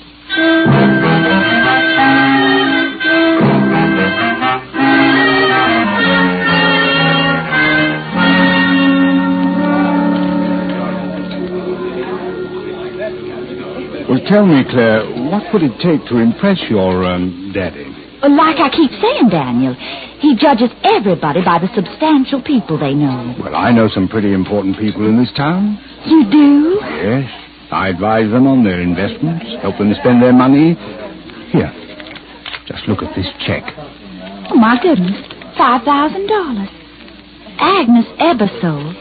Oh, I'm afraid the name wouldn't mean anything to Daddy. Oh, Mrs. Ebersole. Her family stands for just about everything in this town. I didn't know you were so clever, Daniel. Oh, dear. I've made up my mind. I'm going to call the hotel and tell Daddy I'm right here at Club 44 with a very respectable gentleman he'll be proud to meet. Oh, thank you. You stay where you are, honey. I'll be right back.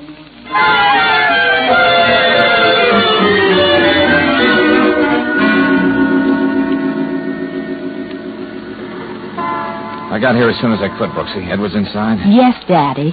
And I just bet Mr. Dan is getting awful fidgety in there. All right. Are you sure about that check? Yeah, I saw the signature. Agnes Ebersole. Oh, good. That's a break I didn't even hope for. Now go on back inside. Well, what are you going to do, George? Oh, that's the surprise, Angel. The question is, who is it going to surprise most? Dan Edwards, Mrs. Ebersole, or Barbara?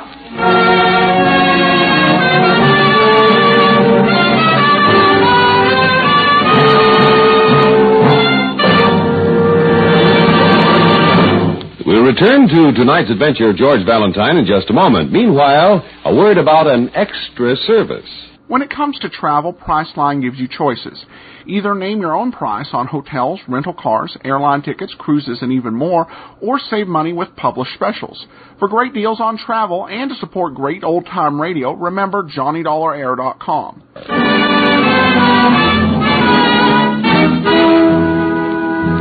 And now back to tonight's adventure of George Valentine. Under what circumstances would you say a mother deserves to lose custody of her child? Well, Barbara Ebersole, ex-chorus girl, is almost certain to be declared an unfit mother, unless George proves that Barbara's recent front-page escapade was a frame-up. At Club 44 now, George makes his way toward the table where Claire is sitting with Dan Edwards, the man who seems to be the key to the whole problem. Hello, beautiful. I beg your pardon. Oh, now don't say you don't know me just because it happens to be true. Now, wait a minute, friend. Friend? Okay, prove it. Introduce me to the lady. Just you paying no heed, Daniel, honey. A belle from Brooklyn. Mind if I sit down? Look, we don't know you, mister. Now, on your way. Please, Daniel, not here. What would Daddy say if he found out I was involved in a fuss? Why, the lady's absolutely right, sir. But I'll be glad to give you satisfaction out in the alley. Okay, smart guy, come on. Don't you hurt him too much now, Daniel, honey. Don't you think you'd better give me the name of your nearest of kin so I can notify him? Okay, brother, how do we begin? You want to knock the chip off my shoulder, or do I just poke you in the nose? Stop the kid stuff. I've got a proposition to make. Now, what are you talking about? I'm working up a business deal with a young lady in there. I've got to impress her. Now, what do you say you take this $10 and have yourself a time somewhere else? The whole thing. Oh, come on, boy. Let's play rough. You're a big, husky lad. Let's see if you can take care of yourself. Okay, I gave you your chance. Now. Oh, what an opening. Hey, what do I have to do to make you sit down? I'll teach you to not to go around waving checks in front of young ladies. Now, where is it? Here we are. $5,000. Mrs. Agnes Ebersole, paid to Dan Edwards. Well, I wonder how she's going to explain this little payment.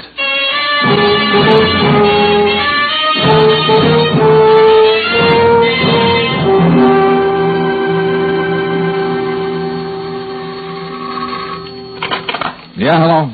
George, what happened to you? I've been calling your apartment for an hour. I know, Angel. Just came in. I went out to see old Mrs. Ebersole. Oh, then you got the check. What did she say? Nothing, because she wouldn't see me. Oh. But maybe it's just as well. She can explain it to the judge tomorrow.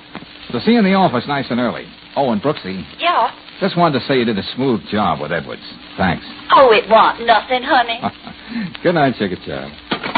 Not as smooth as you thought, Valentine. What? How'd you get in my room, Edwards? I've been waiting for you to show up. Oh, maybe I underrated you, boy. You're quite a grim character when you're holding a gun. I could just ask you to hand over that check, but I'm going to do it the hard way, too. How's this for a start?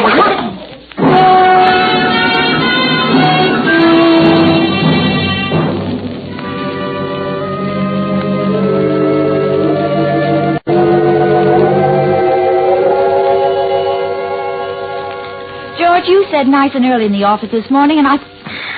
George! Now, no comments on my appearance, Brooksy.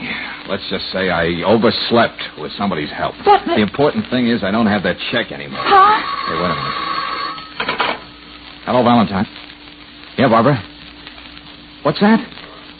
Oh, when'd you miss her? Well, look, getting hysterical isn't going to help. Penny? Just a minute, Brooksy. Yeah, I have an idea where to find her. So stay where you are. I'll get in touch with you.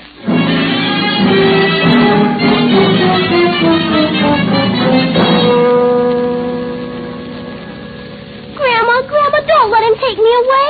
I won't go back to her, never. I'll see to that, Penny, dear. This is something you have nothing to say about, Mrs. Eversole. Can't you see, Valentine, it's better this way? You can call Barbara and tell her to meet us at Judge Blanchard's this afternoon. It's a foregone conclusion. He's going to award Penny to us anyway, Leonard. I hate her. I thought this might be the kind of stunt you'd pull, Penny. Now, here, look at me. I mean, straight in the eye. You knew if you came to the judge with your grandmother, your mother wouldn't stand a chance of keeping you. Now, didn't you? What about it? Just this. You're coming home with me. Grandma! Take your hands off her, Valentine. Young man, you're not the police, you know. And it's a good thing, Mrs. Eversole. You could be charged with abduction, trying to keep Penny here. And another thing. What have you got to say about a $5,000 check you gave Dan Edwards? What? I never issued any such check. Oh, I see we're going to have to play this right out to the end. Come on, Penny. No. Don't give me any trouble, Pie Face, because I got a lot of things to do between now and 2 o'clock.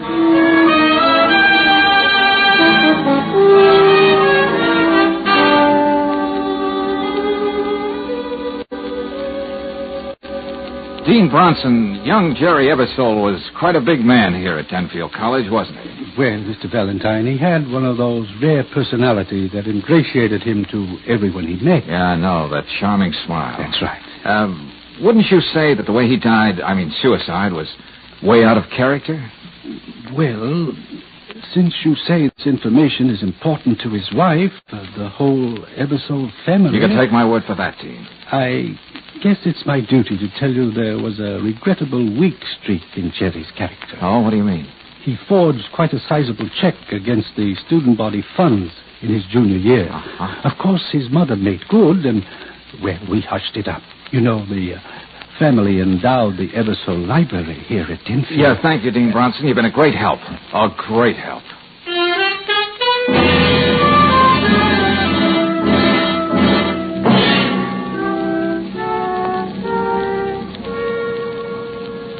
Mr. Dunlap, Jerry Eversole was working for your brokerage firm when he committed suicide, wasn't he? Why, yes. He was one of our best contact men, Mr. Valentine. He made that Eversole personality go a long way. Well, I've heard enough about that. Let me ask you a simple, direct question. Yes? How much did Jerry Eversole steal from your firm? What are you saying? I don't understand. There are two big reasons people commit suicide. One's love, the other's money. Everybody loved Eversole, the personality boy. Now, how much money did he steal from you? I don't know how you ever found this out, Mr. Valentine. His mother made good. Oh, Grandma to the rescue. We never prosecuted, and I do hope there won't be any publicity at this late date. The firm of Dunlap and Blitz is very conservative. How much was it? A shortage of $20,000 in his accounts. I see. I've always thought poor Jerry began to loathe himself so much he just couldn't go on anymore. That was the real reason for his suicide. You're a good psychologist, Mr. Dunlap. Thanks a lot.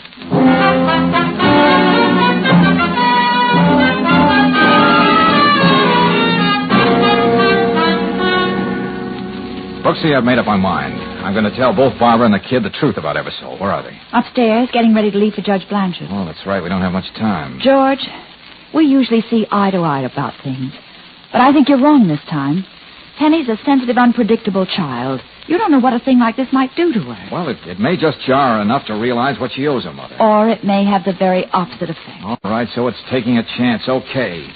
But look, Brooksy, Peggy is young, with a whole life ahead of her to get over any kind of shock. What does Barbara have left if they take a daughter away from her? Well... Oh, no, Brooksy. I'm going to tell them both what the score is before we meet the judge. And I'll need your help, just the way we worked it out.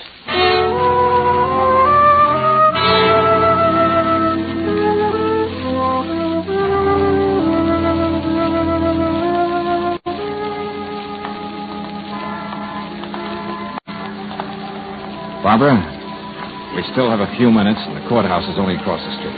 Yes? Well, there's something I must tell you. What's that, Mr. Valentine?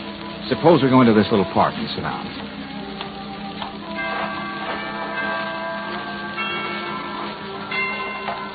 Penny wouldn't even walk down here with me. She insisted on walking with Miss Brooks a half a block behind us. What chance do I have? Let's wait and see, huh? Those chimes from the tower, they're beautiful, aren't they? Yes. What did you want to say, Mr. Valentine? I'd like to see the judge and get this over with. Please, Barbara. Those chimes. They make me feel like praying, and it's been such a long time since I've prayed. But there's only one thing I want, and... What I've got to say can wait, Barbara. Why don't we both just sit here and listen to the chimes for a while? Dear Lord, if I can't have Penny, let her be happy wherever she is. And if the only thing that will really make her happy is to forget that I was ever her mother, let it be that way, too. Amen. Barbara, this is what I wanted to tell you. I found out today why Jerry killed himself. What? He stole $20,000 from Dunlap and Garrett. Oh, no. That's the truth. And his mother covered for him, just as she did every other time he got into trouble. I don't believe it. You're lying, both of you. Penny, what's she doing here? I didn't know she... I'll never believe that about my father, never. Please, Penny, wait. Oh, Mr. Valentine. I'm sorry. I thought if Claire brought Penny here... Now, whatever slight chance I had is gone. But it doesn't matter. Judge Blanchard's already made up his mind. Let's go and get the formalities over with.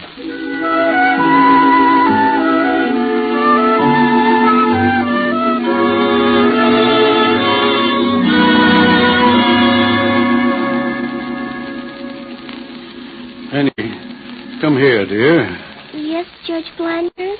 The last time we were together, about a year ago, I had to make the decision about you and your mother. Now it's up to you. I know. Don't be frightened, Penny. Tell the judge how you feel. Yes, Grandma. There's something I'd like to say, Judge Blanchard. Please, Mr. Valentine, what else is there to say? You can see the nervous state of this child. It'll be a crime to let her stay with her mother. Let Penny go on, Mr. Valentine. Okay, but I'm not through. Take it easy, darling. Penny, you're a sensible little girl, and you're old enough to know whom you'd like to live with. Well, Don't be afraid to talk to the judge, Penny. I would like to... Go on. I want to go home and live with my mother. Oh, Mother. Penny? My baby. I heard what you said when you were over there in the park. That it would be better if I forgot all about you.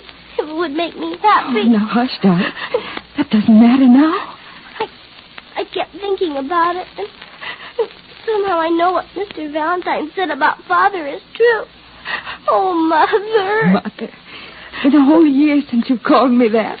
Judge Blanchard, I don't know what came over Penny, but certainly we can't forgive this woman's scandalous behavior. Don't you dare talk about my mother that way. Penny, what are you saying? Couldn't we go home now? Together, Mommy? Judge? I think you can decide the way your heart's telling you to, Judge Blanchard. And if we can have a few minutes alone, I think we'll even be able to satisfy the law.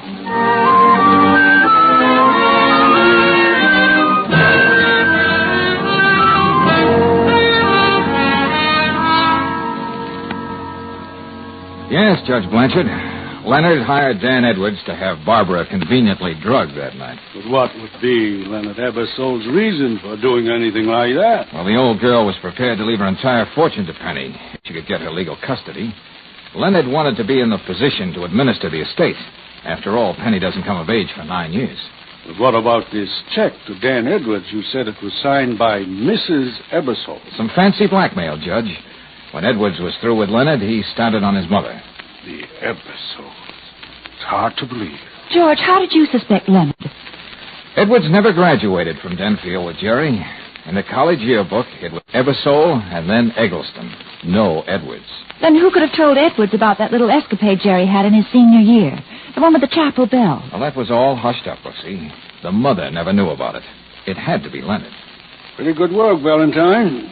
You know, when I was district attorney, I would have had a job for you. Oh, well, thanks. George may be able to return the compliment and have a job for you someday soon, Judge.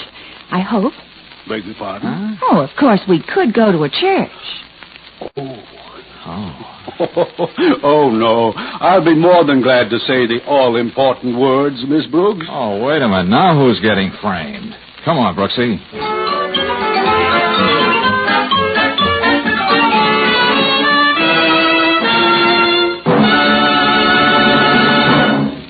I'd be willing to bet there's not one car owner in 1,000 who could lubricate his car thoroughly.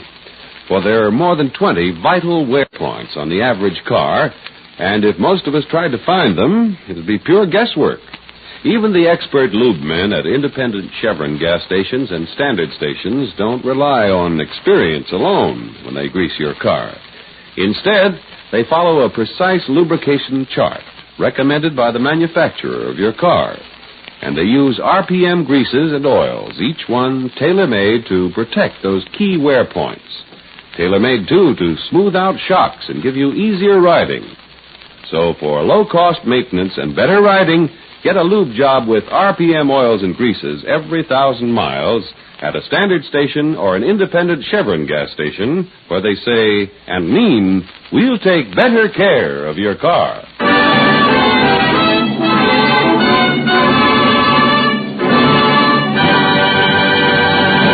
Next week, when you tune our way for another adventure of George Valentine, you'll hear...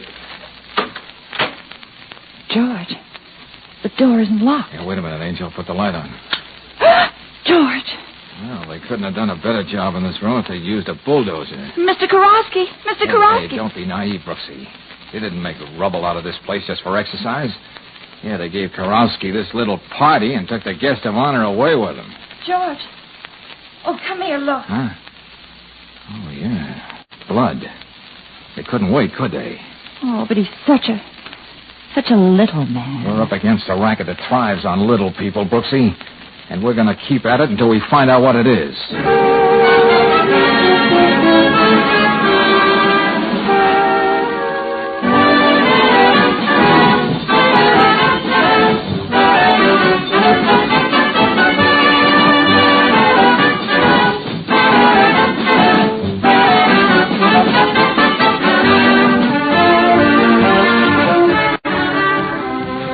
Tonight's adventure of George Valentine has been brought to you by Standard of California on behalf of independent Chevron gas stations and standard stations throughout the West. Let George Do It stars Robert Bailey as George with Frances Robinson as Claire. Tonight's story was written by David Victor and Herbert Little, Jr. and directed by Don Clark. Also heard in the cast were Virginia Gregg as Barbara, Dawn Bender as Penny, Noreen Gamil as Mrs. Ebersole, Stan Waxman as Leonard, Jay Novello as Edwards, and Herb Butterfield as Judge Blanchard. The music is composed and conducted by Eddie Dunstetter. Your announcer, John Heaston. Listen again next week, same time, same station, to Let George Do It. This is the Mutual Don Lee Broadcasting System.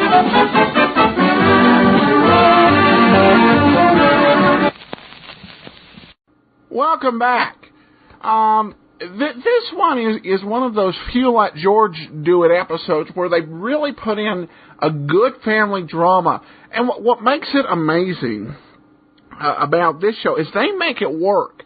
I've heard other detective shows try to add in a drama, add in some more traditional dramatic elements, and it invariably gets messed up. But I think this was a pretty well done blend of the two. The one thing that also struck me as I was I really am of the conviction that the Chevron commercials on this show probably provide the most insight of any non-World War II commercials as to the American people's state of mind. I was struck by the commercial in the middle of the show where they were bragging about the cleanliness of Chevron's bathrooms. And how it made people feel comfortable while they were traveling. And certainly, you wonder if there's been a shift in our just overall perceptions, because if you've traveled a lot like me, you've been in some places where the attendants don't seem to have that understanding of how important it is to your comfort. So it was very striking, the ad there in the middle. All right, well, we're going to wrap it up. Got any comments? Send it to me, box13@greatdetectives.net. Please cast your vote for the show on Podcast Alley, podcastalley.greatdetectives.net. But from Boise, Idaho, this is your host, Adam Graham, signing off. We'll see you tomorrow. Adam Graham, bringing you today's episode of Sherlock Holmes. You got any comments? Send them to me, box13@greatdetectives.net. Please cast your vote for the show on Podcast Alley, podcastalley.greatdetectives.net. And please remember our listener survey, survey.greatdetectives.net. All right, well, we're going to get into today's episode of Sherlock Holmes. This one is called the Amateur Mendicant Society. Now, if you're not aware of what a mendicant is, that's actually a word for a beggar. So, all right, with that little introductory note, we are ready to get underway. Let's go ahead and take a listen to Sherlock Holmes. This episode from the life of Sherlock Holmes will be transmitted to our men and women overseas by shortwave and through the worldwide facilities of the Armed Forces Radio Service. Petri Wine brings you Basil Rathbone and Nigel Bruce in the new adventures of Sherlock Holmes.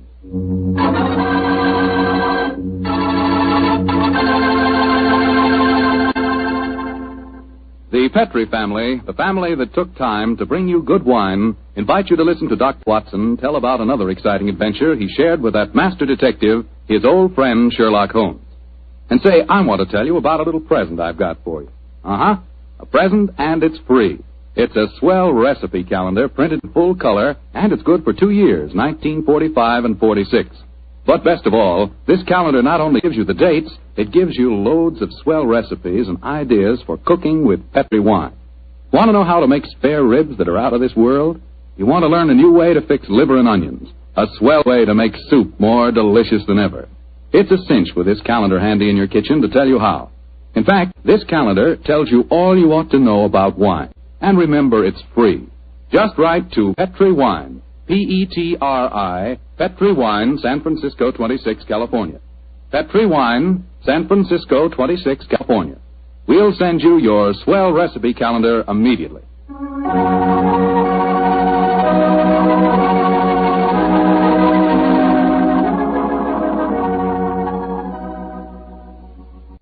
And now for our weekly visit with the genial Dr. Watson. Good evening, Doctor. Good evening, Mr. Foreman. Come in and settle yourself down. Thank you.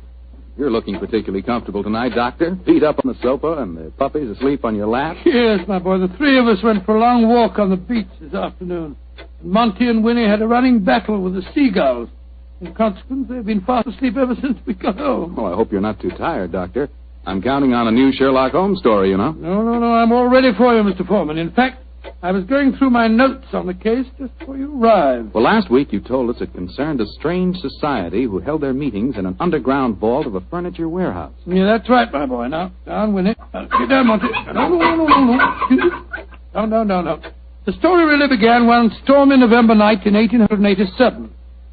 I was married at the time and living away from Baker Street. On this night in question, my wife had already gone to bed, and I was nodding in front of the fire over one of Clark Russell's fine sea stories. I'd had a very tiring day, I remember. It was about the hour that a man gives his first yawn and glances at the clock. When suddenly, my front doorbell jangled discordantly. Oh, our servant Edna had gone up to bed, so I crossed to the window and opened it. It was very dark. but I could just see the outline of a figure standing on my doorstep. It looked like a woman. Suddenly, a cultivated voice called up to me. Is the doctor in? Yes, madam. I'm the doctor. Then please come at once. It's a matter of life and death. I have a carriage waiting. Gracious me. All right. I'll be down immediately. I closed the window, scribbled a note to my wife, grabbed my coat and hat and my bag, and a few minutes later I stepped out of the front door and closed it behind me. The carriage was standing at the curb, but I couldn't see any trace of the lady who'd called me. The only person in sight was an old and repulsive-looking bigger woman, dressed in rags and tatters. After a moment of bewilderment, I spoke. My good woman, did you see a lady leave here a moment ago? No, Doctor, she didn't leave. She's still waiting for you. Forgive me, madam, but clothes of yours, I thought you were a beggar woman. There isn't any time to discuss that now. Please get in this carriage. But where's the driver? I'm going to drive. Please get in. Very well. It's only business. Are you sure that you can handle those horses, madam? Of course I can. Would you tell me the way you're driving, ma'am? Please don't ask me any more questions, Doctor. You'll find out soon enough.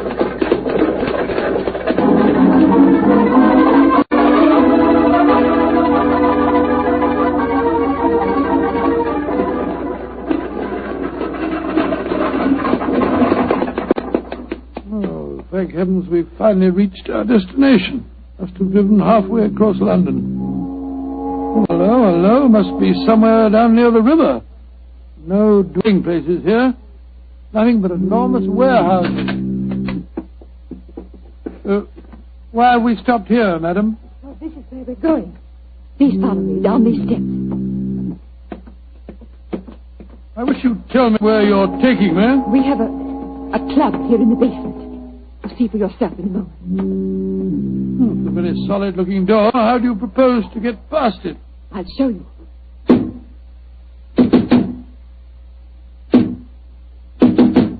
Lord, it must be a very secret club of yours, madam. It is, Doctor.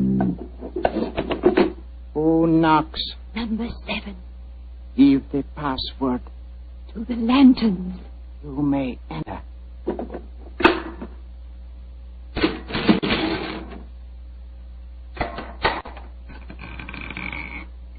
Follow me, Doctor.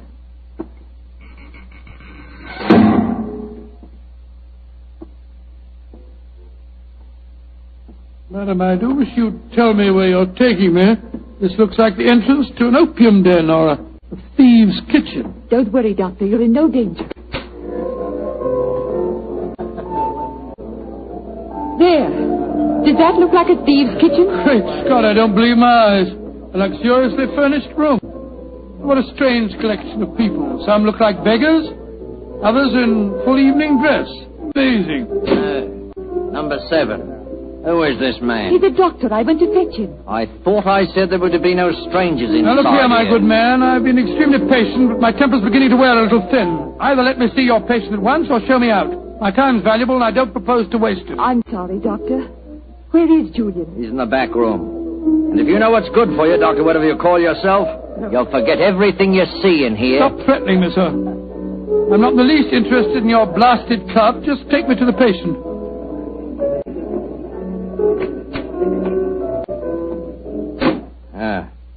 This is the man we want you to examine, Doctor. Oh?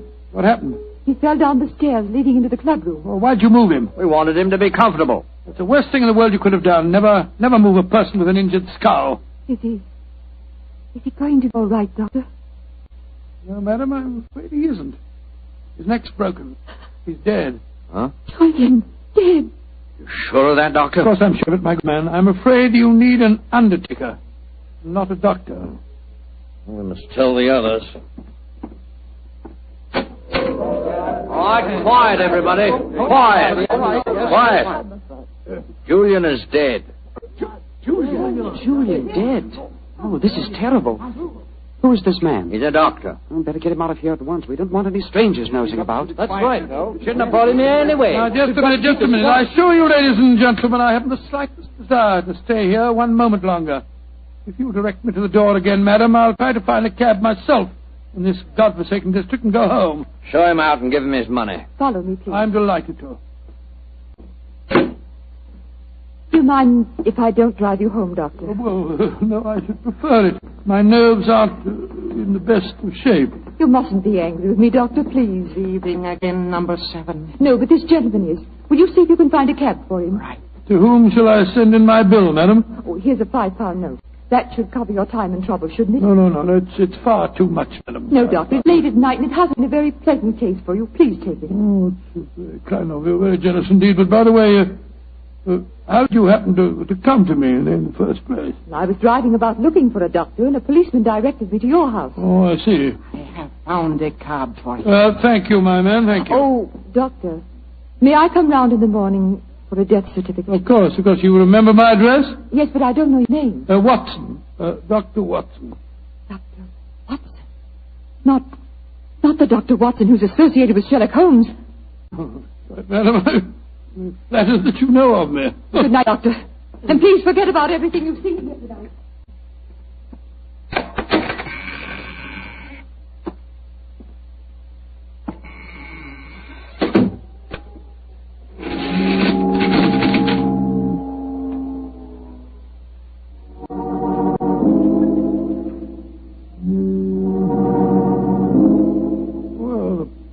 So, what an amazing business.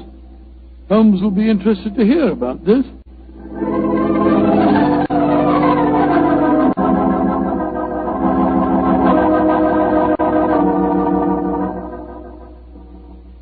And that's the way it was, Holmes. One of the most curious adventures I ever had without you. Very interesting, Watson. You say this underground cellar was luxuriously furnished. Yes, and the people there were an amazing mixture. Some were in rags and some in evening dress.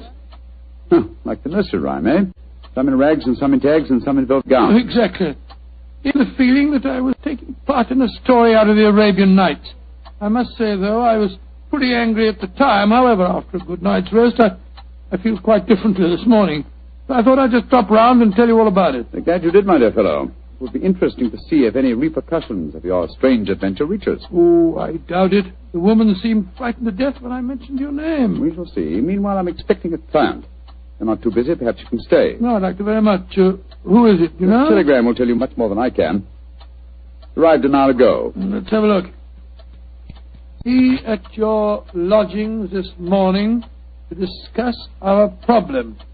Signed AMS. Pretty high-handed message. Be at your lodgings. Oh, please. What suppose AMS stands for? I was just toying with that problem when you arrived. Could it be the American Medical School? No, there's no such body. It's the American Medical Association. Oh, yes. The imperious tone of the message inclines me to believe that the A stands for amateur. Very possibly. Amateur Masker Society. Or the Amateur Murderers. That would be a nice thought, wouldn't it? There's their representative now, no doubt, to save us further guesswork. Holmes, it looks like the same carriage that I drove in last night. The girl standing on your doorstep, dressed in the height of fashion. Mrs. Hudson turning her in. Splendid. It seems that we have not heard the end of your adventure. Go and meet the lady at the top of the stairs, will you, old chap, and save Mrs. Hudson's legs. Right, you are, Holmes. Thank you, Mrs. Hudson, thank you. All right, come in, madam. Want to come in? Thank you, Dr. Watson. Mr. Sherlock Holmes. At your service, madam. Won't you sit down? I'm Lady Dorothy Brownlee. It's your voice. You're the lady who fetched me last night, dressed up as a beggar woman. Yes, I am, Dr. Watson. Forgive me for being so mysterious at the time. Doubtless you have come to consult me regarding last night's unfortunate accident at the Amateur Mendicant Society. How did you know what the initials stood for, Mr. Holmes? Well, after hearing Dr. Watson's story of last night's happenings, the connotation seemed obvious. Am I right? Perfectly. Last night when Dr. Watson told us Julian was dead, we thought it was an accident. And now you think it is murder, eh? Lady Bromley, if you expect my help, there must be no more mystery. Just what is this Amateur Mendicant Society? Well, I'm afraid it'll be a little hard for you to understand our motives. We're a group of people, rather wealthy people, I suppose, who find pleasure in deliberately leading a seamy life disguised as beggars. We used the basement that you were in last night, Doctor, as our headquarters. We keep our beggars there and change out of them before we go home. Oh, what a fantastic idea. What a futile, worthless way of spending your leisure time, Lady Barney. I suppose it must seem so, Mr. Holmes. But we're curious to learn how the other half lives. And of course, there's a certain thrill in rubbing shoulders with the police. At least we do some good. Indeed. I should be interested to learn how. All the money we make as beggars we give to charity. Oh, do you really? And you feel that this gesture on your part absolves you from any responsibility to the real beggars whose livelihood you're impairing? I hadn't thought of it just like that. No. Then I suppose you won't want to help us. Oh, that's quite another matter, madam. As a professional detective, I cannot afford to be a moralist. Yes, I will investigate this case for you, though I warn you my fee will be an extremely high one. Money isn't important, Mr. Holmes, as long as we can solve Julian's death without bringing the police into the case. Lady Brownlee, who is the dead man? The man you refer to as Julian? Julian Trevor, the poet. He was the one who started our society. Yes, I think I've read some of his work. Decadent. Distinctly decadent. Well, what makes you think that he was murdered, Lady Brownlee? After you left last night, Dr. Watson, there was a terrible scene. You remember Sidney Holt? Oh, was he the big fellow who was so unpleasant to him? Yes, that's the one. Oh, do I remember him? He said that he saw Lord Cecil deliberately trip Julian as he came to the head of the staircase. Oh, Lord Cecil being... Lord Cecil Dyrenforth, son of the Earl of Mersham. Oh, yes. There was a bitter argument. Cecil accused Sidney of doing the same thing. Then they had a dreadful fight. It ended up with Cecil threatening to go to the police. So that's when we decided to send a telegram to you, Mr. Holmes. Oh, yes, I see. So the proof of murder depends on such flimsy evidence as to whether the dead man fell or, well, should we say, was pushed? What it seems like. Mr. Holmes, even though you don't approve, please help us, won't you? Yes, Lady Brownlee, I will. Will you come back with me now to our headquarters? I shall join you in the hour. In the meantime, my old friend Dr. Watson can go with you. But Holmes, what can I do without you? You know my methods, old chap. Act accordingly. Oh, very well, Mr. Holmes. But you promise you'll be there. I promise you that I will be there, madam. Thank you so much, Mr. Holmes. We'll be expecting you. Come on, Doctor. Well, I'll just get my hat and coat. Holmes, what are you up to? Go with her and ask no more questions. I shall join you within the hour. Holmes, there's a glint in your eye. I don't think you believe the story. Of course I don't, Watson. Well, then what? Then go with her, old fellow, and keep your wits about you. The game's afoot.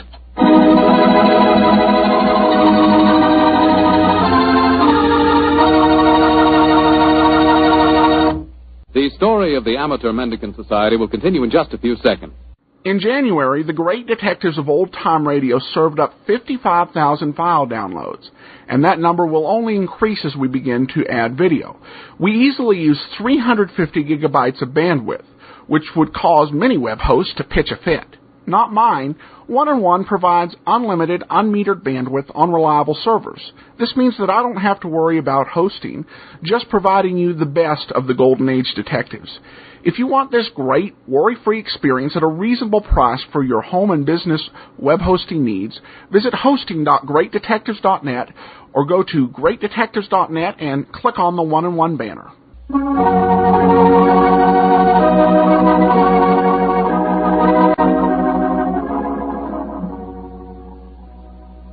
And now back to tonight's new Sherlock Holmes adventure. The Amateur Mendicant Society, a group of wealthy eccentrics who pose as beggars, have come to Sherlock Holmes and Dr. Watson with a problem. One of their members has apparently been murdered, and the famous pair have been asked to investigate the killing. As we rejoin our story, Dr. Watson, still awaiting the arrival of the great detective, is cross-questioning 3 of the members at the headquarters of this unusual society. Afraid I don't find your stories very convincing. Oh, don't you now? Well, then suppose you stop asking questions until Sherlock Holmes gets here. He's the man who's engaged to settle this business, not you. We're paying for his services, not those of his assistant. Mr. Holmes asked me to conduct this preliminary investigation, my good man. I'm perfectly familiar with his methods, so keep a civil tongue in your head if you want us to continue with this case. Well, I'm not answering any more questions till he gets here. Lord Cecil, you say that you saw Holt deliberately trip the dead man as he came down the stairs last night. Yes, I did. Well, where were you standing, sir? At the head of the staircase. Holt was beside me, and as Julian came by, he deliberately... Excuse me, number 11, excuse me. What is it? There is a strange man just come in. He is dressed as you when you work, but I do not remember to have seen him here before. He speaks very rough. Did he give the correct signal? Yes, and the password. He must be a new member. I suppose we better see him. Bring him in. Oh, bad time for him to come here, confound it. This way, please. Tommy, what a nice place you got here. Yeah, what a nice place. Certainly do yourselves proud, don't you? Who are you, and how did you get in here? I'll give you a signal in the password just like Julian told me to. Are you a friend of Julian? Of course I am. He told me to meet him here today. Who are you, really? Are we all friends here? Yes, you can talk freely. And permit me to introduce myself. I am Don Luis Jose Fernando de las Torres at your service. Why? Why do you want to join us? When Julian told me about it, it tickled my, my funny bone. It is a so charming idea to see others of mendicancy. I suppose he's all right. Of course I'm all right. Now, where is Julian, please? He will vouch for me. He's in the other room. He had an accident. An accident? Not a bad one, I hope? A very bad one. Dr. Watson, you better take him in there and break the news to him. Very well. Follow me, sir. This is terrible. Please tell me what happened, Doctor. I'm afraid you must prepare yourself for a shock, sir. Your friend is dead.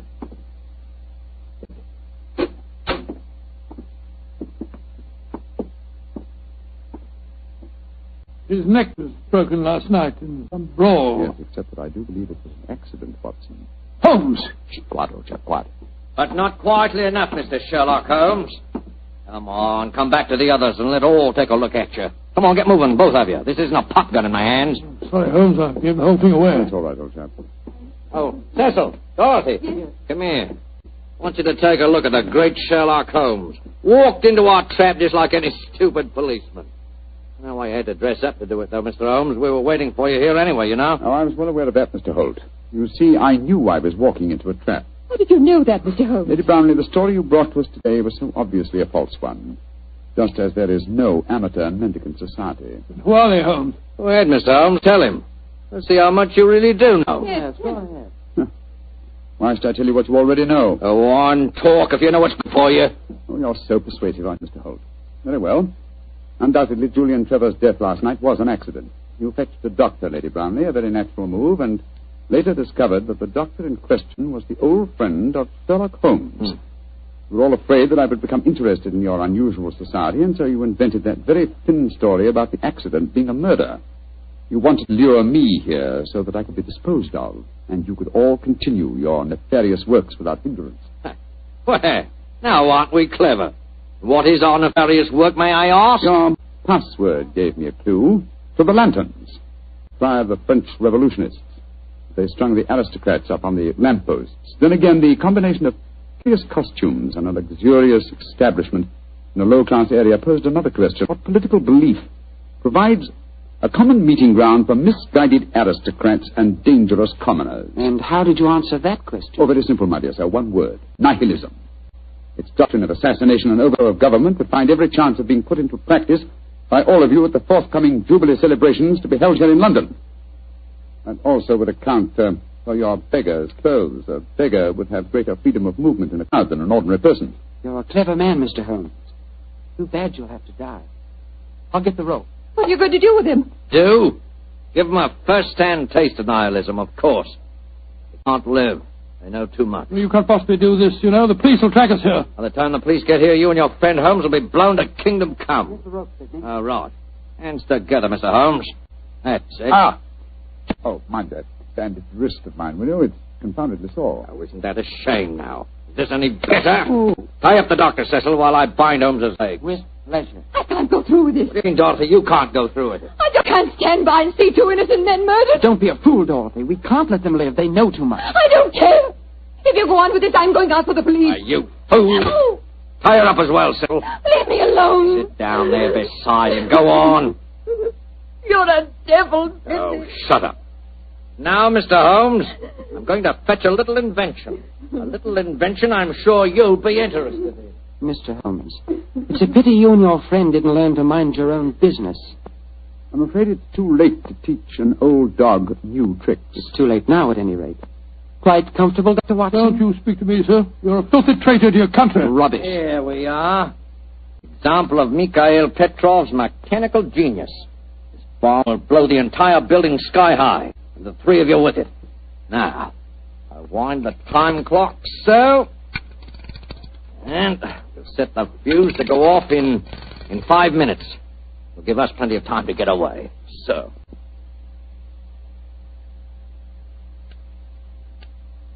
Come on, Sidney, let's get out of here. Right.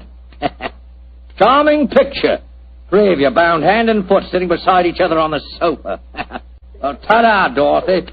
Think of our cause during the 5 minutes. And as for you, Mr. Holmes, and your friend, good riddance to bad rubbish.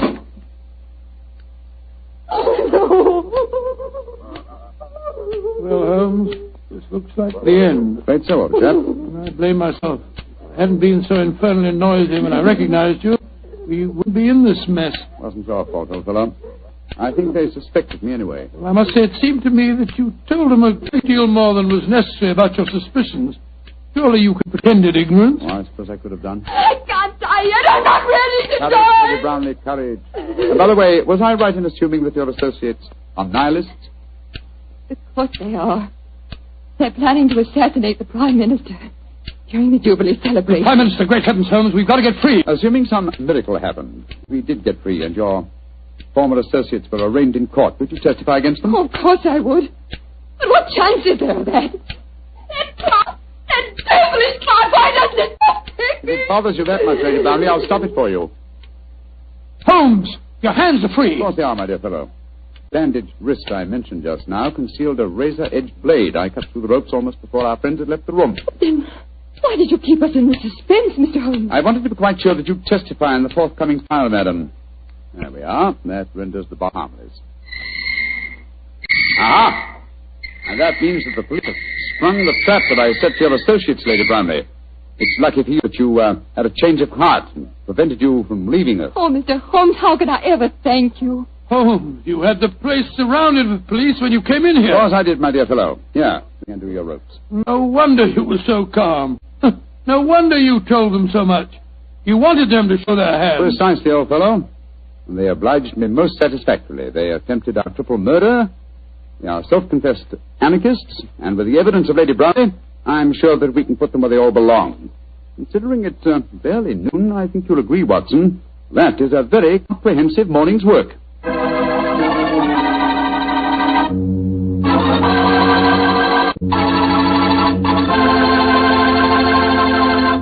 Doctor, tell the truth. Were you scared waiting for that time bomb to go off? Scared, my boy? I was so scared that to this day I can't stand being in the same room with a loud ticking clock. Each tick of the clock seems to speak to me. Seems to say, tick-tock, this is the end. Tick-tock, this is the end. The clock ever speak to you like that? Well, yes, Doctor. How did you know? Well, what's the clock say to you? Tick-tock. Petri took time to bring you good wine. Petri took time to bring you good wine. Gracious me, Mr. Foreman. You listen to your clock and I'll listen to mine. Gosh, Doctor, can I help it if I like to hear about Petri wine? After all, that Petri family really knows how to make good wine. And it's no wonder. They've been making wine ever since they started the Petri business generations ago, way back in the 1800s.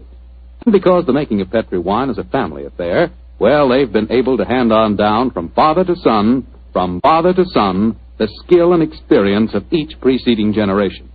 So naturally, when it comes to turning luscious, sun-ripened grapes into fragrant, delicious wine, well, you just can't beat the Petri family, because Petri took time to bring you good wine.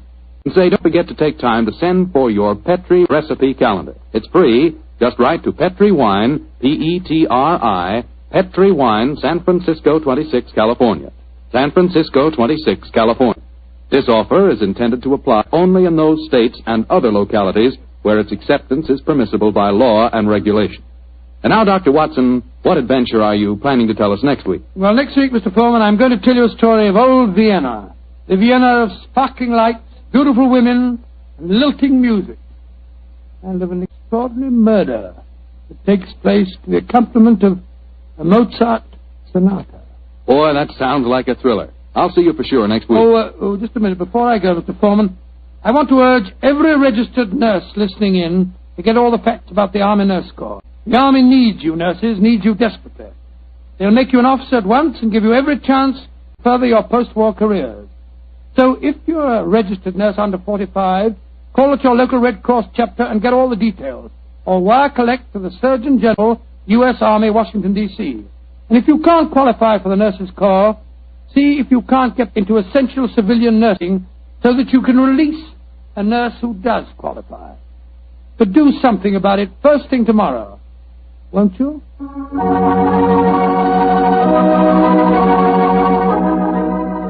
Tonight's Sherlock Holmes adventure is written by Dennis Green and Anthony Boucher and is based on an incident in the Sir Arthur Conan Doyle story, The 5 Orange Pips. Mr. Rathbone appears through the courtesy of Metro-Goldwyn-Mayer and Mr. Bruce through the courtesy of Universal Pictures, where they are now starring in the Sherlock Holmes series. The Petri Wine Company of San Francisco, California, invites you to tune in again next week, same time, same station. Meanwhile, don't forget to take advantage of our offer of a free recipe calendar. Oh, the Petri family took the time to bring you such good wine. So when you eat and when you cook, remember Petri wine. To make good food taste better, remember... Petri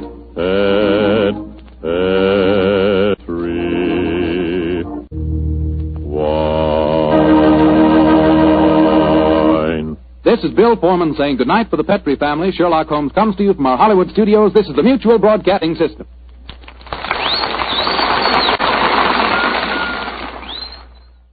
Welcome back. Sherlock Holmes versus the Anarchist. I can definitely fail it. Particularly after last week's video versus the Nazis. You don't want to mess with Sherlock Holmes. And the Anarchists really were probably the most common big bad guys in fiction. Several times mentioned in Chesterton's works, he used anarchists before we got the communists, the Nazis, and Al-Qaeda. Some of the early favorite literary villains making a World War II appearance. Over on iTunes, we actually have a 1-star review and a 5-star review. The 1-star review was concerned, didn't like the fact that there were ads, and that's part of the fact that there's it's a podcast. He also thought it'd be good to have a playlist feature where you could select different episodes and have them play in order rather than playing one at a time, which wasn't a feature that we advertised. I would love it if the developers were able to make that available in an upcoming release. But we also got a really nice comment from iPhone Aruni, who writes, "This is the companion app to Adam Graham's daily podcast of old-time radio detective programs. Adam has done a superb job chronologically organizing the episodes, putting them into historic context, and adding background info. This podcast obviously is a labor of love, and I'm delighted to support his efforts by buying this app. Yes, it could be updated with more features, but it's a good start. Is he a polished broadcaster? Maybe not. But this is the most fun thing I listen to every day. More strength to you, Adam, and keep up the good work. You're keeping many of us entertained. Thank you. And thank you to iPhone Aruni. Great nickname. And you can get the app at the App Store if you have an iPod Touch or an iPhone. Well, we're ready to get into this week's episode of yours truly, Johnny Dollar. This one is called The Fishing Boat Affair. And the title's nowhere within the story, but the old-time radio researchers who certified the series had access to a lot of the original title pages. So I'm going to go ahead and take their word on it. It's The Fishing Boat Affair here on the Great Detectives of Old Time Radio. This you can really call a fish story. And I was the live bait.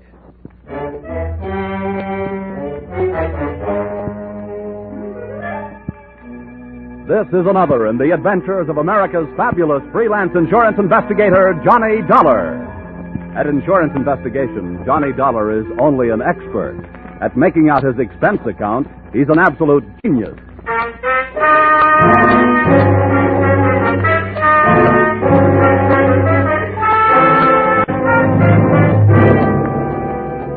Expense account submitted by Special Investigator Johnny Dollar to Intercontinental Marine Insurance Company, Hartford, Connecticut. The following is an accounting of my expenditures during assignment in San Pedro, California. investigating the loss of 2 pieces of property insured by you. Or the tuna were running and so was everybody else. Or I caught a fishing boat, but you should have seen the one that got away. Expense account item 1, $176.87. Airfare from home base in Hartford to off base in California. Expense account item 2, $10. Cab fare, Los Angeles Municipal Airport to the waterfront office of the Pacific Deep Sea Canning Company in San Pedro. There was perfume in the air. Channel number 5. Inside, the name on the door said Walton. That's who I wanted to see, so I walked in. Well, who are you? I'm here to follow up the claim you made to Intercontinental Marine Insurance Company. My name is Johnny Dollar. Oh, did you bring the money? I need boats. The tuna are running. No, Mr. Walton, I didn't bring any money. All I brought is a suspicious nature and an inquisitive mind. What the devil do you mean by that crap? Now, don't get your fish in a stew, Mr. Walton. This is standard procedure. No insurance company is going to shell out $400,000 without first taking a long, lingering look. Well, there's not much to look at. Yeah, so I understand. According to your claim, 2 of your boats, the Frank Walton and the Nancy Walton, left port Monday afternoon and headed out on a southerly course. When you tried to establish radio contact Tuesday morning, you couldn't raise them. Pieces of wreckage and the bodies of 2 men were found Tuesday night, indicating that both boats were lost. That's the story. What made you so sure that both boats went down? Because of those 2 men whose bodies were found, one sailed in the Nancy Walton, the other sailed in the Frank Walton. What more do you people want? Just enough time to check everything thoroughly. You know, this wouldn't be the first time a shipwreck has been faked to collect insurance. I see what you mean. Yeah, I guess the faster I get you satisfied, the faster I'll collect my money. Sorry I lost my temper, Dollar. I'll do everything I can. Send Captain Carpo in. Carpo's my fleet captain, Dollar. He can give you all the details. But I'm telling you, there aren't any more. Well, one thing for sure, Mr. Walton. We can't blame it on the Pacific Ocean. According to my report, those boats sailed in fine weather. That's right.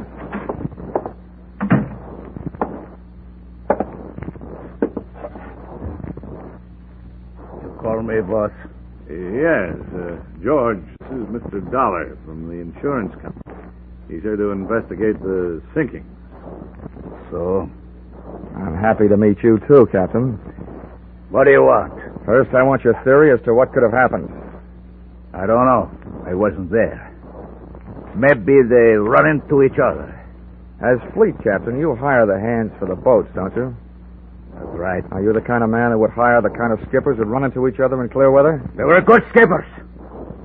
Now you listen to me. I've been captain of this fleet for 5 years. First time we ever lose a boat to lose a man. You think we like this idea? No, I don't, Captain Carpo. I don't think you like it any better than the insurance company likes the idea of losing $400,000. Well, at least if I find those sunken boats, that'll be salvage. No, Mr. Dollar. That'll be miracle.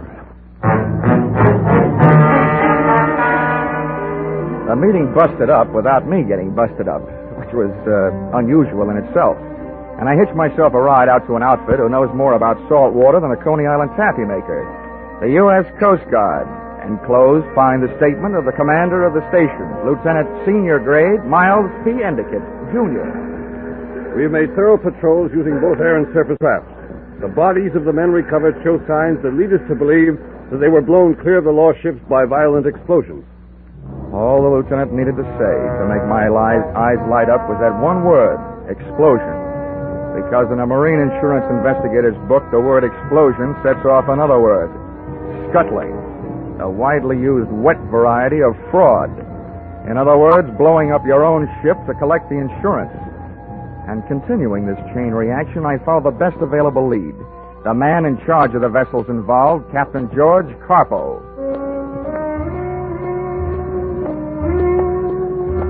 I found him at 11 that night at a combination restaurant and bar named after the oriental fishing bird, the cormorant.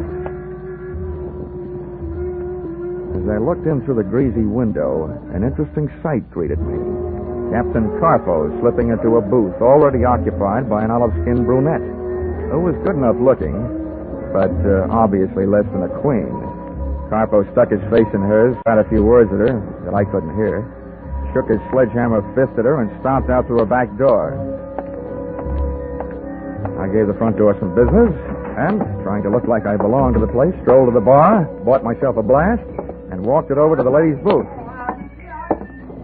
Well, who sent for you? Do you mind? I haven't got anything to lose if you haven't. What do you mean by that? If those are your own teeth, maybe you don't want to lose them. Oh, Carpo's a jealous type, huh?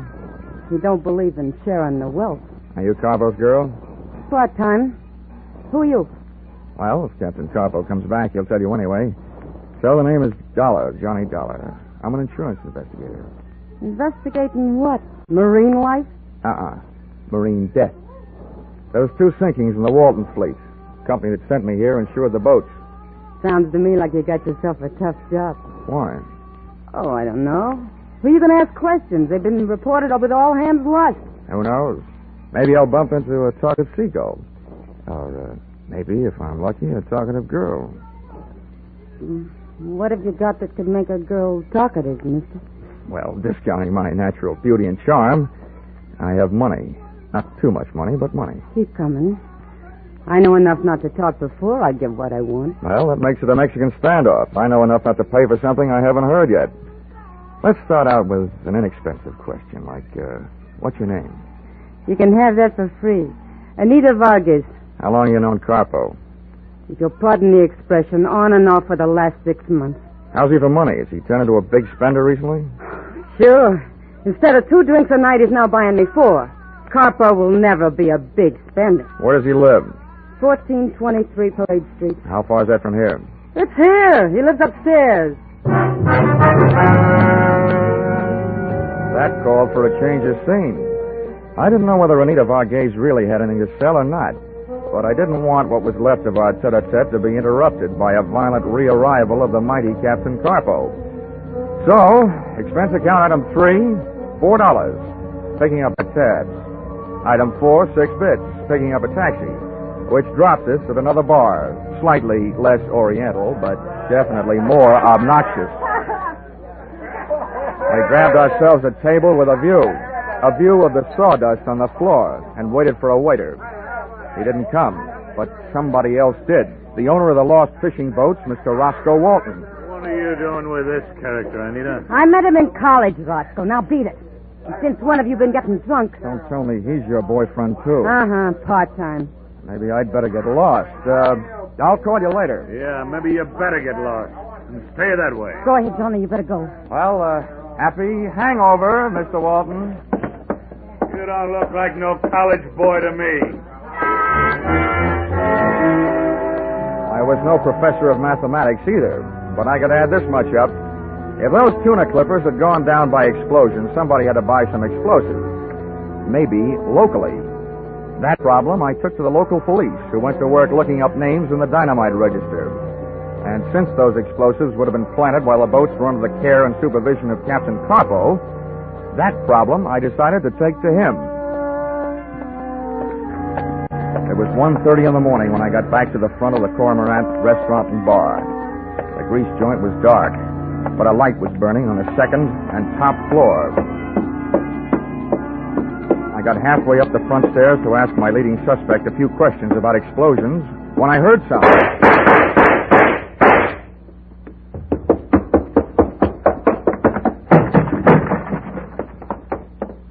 Carpo was still moving when I got up there, but not for long. The back door was as open as the captain's life was closed. I looked down the back flight of stairs. It was either too dark, or there wasn't anybody there, and I wasn't going down to look. I bent over the body just to make sure. Oh. First they beat him half to death. I wonder why they didn't finish him that way. Huh? Well, sir, perhaps it would be best if you were to remain where you are.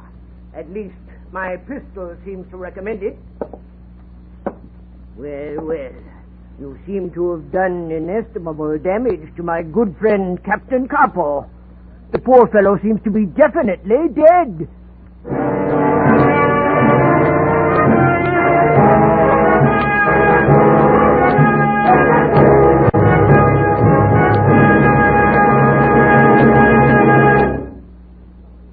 In just a moment, we will return to the second act of Johnny Dollar. But first... This is Adam Graham. Most of us don't have action-packed expense accounts, but even in a tight economy, we still need to travel for business or to visit family.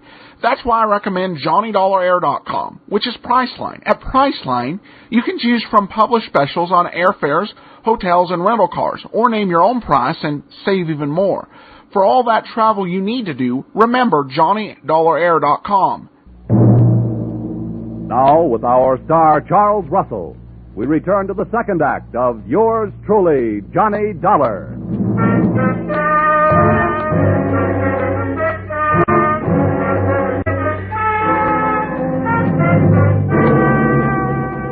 There I was again. Always the suspect, but never the tried. With a dead body at my feet and a pistol at my head. The man holding it was neither small nor large. Thomas Mitchell type. His frame was fighting the seams of a sloppy tweed suit, and his pouchy face was fighting the alcoholic content of his blood. Well, sir, what do you have to say for yourself? Oh, don't be ridiculous. I came to talk to this man. Killing him would hardly be the way to kick off a conversation. How about you? What are you doing here at 1:30 in the morning? Most amusing, most. Two accused men, each of them judging the other. Ha ha! With a dead man for a jury. All right, then. As for my testimony, my name is Cricket. I was on my way to discuss with the good Captain Capo a matter of possible mutual profit. Naturally, when I heard the shots from the street, I hastened to his assistance. I won't ask you how you knew Carpo was getting shot instead of doing the shooting. My name is Dollar. I'm an insurance investigator from Hartford, Connecticut. I was sent out here to look into two sinkings in the captain's fleet. Oh, then you and I share a common interest. My business is ship salvage. It's obvious that I should put up this pistol and replace it with a shake of a hand. How do you do, sir? In my business, you never know. How do you do? This is indeed a most fortunate meeting. A pity that it should take place upon the very threshold of tragedy. Poor Capo. His face seems to have enjoyed the worst of an encounter with a monkey's fist. How's that? A monkey's fist. I mean, what's that? Well, a monkey's fist, sir, is a highly complicated knot woven about a slug of lead to lend weight. Ordinarily, it is intended for use at the end of a heaving line. However, it is sometimes used by seamen in the forecastle in the administering of torturous beatings. Now, what do you make of that? Well, if we can take the word of the centuries for it, torture suggests the violent seeking of information. That would indeed seem to be the case. Well, from the looks of this room, a monkey's fist or any other kind of knot wouldn't be hard to lay your hands on. What's that one on the wall there? Oh, that is a miniature of a knotted ship's fender. Fender? It's a device for cushioning the shock between a ship and a wharf or another vessel. In modern sailing, this type has largely been replaced by the commercial cork variety. Oh, somebody evidently heard the shots and notified the police. Awkward. Look, Mr. Cricket, I feel like talking, but not to the police. Splendid. Perhaps then you would be kind enough to join me in a nightcap at my quarters? Lead me to it.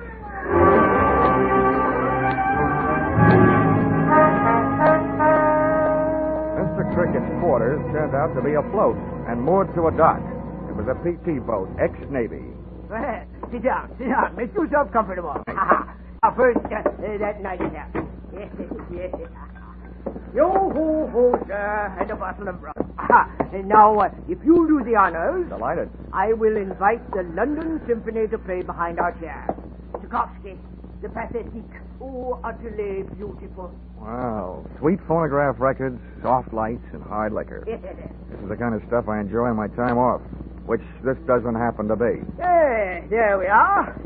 Now to business. Mr. Dollar, I assume that the insurance company that sent you out here is not satisfied with the story of the sinking of the two vessels, Frank and Nancy Walton. I assume further that you have been authorized to spend any necessary monies to not only view the evidence firsthand, but also, if that evidence proves a criminal intent, to be able to retrieve it from the ocean floor for use in court. Are my assumptions correct? They are. But it can't be as simple as you make it sound. The first job seems to me the toughest. Finding the spot where those clippers went down. I would venture to say that with my special equipment, I could detect the presence of the fillings in Davy Jones' teeth. It is fantastic, sir. And about your price. Is that fantastic, too? My proposition is this. A flat price of $5,000. And, in the event that criminal intent is proved, the possession of the recovered hulks. I assume this $5,000 is only payable if you succeed in locating the boats. Let us substitute the term returnable for the word payable. I will need $5,000 in advance, and our contract shall state that in the unlikely event of failure, you shall get your money back less my necessary expenses. Agreed? Agreed. I'll have your money for you in the morning. Good. I trust I shall have your boat for you in the afternoon.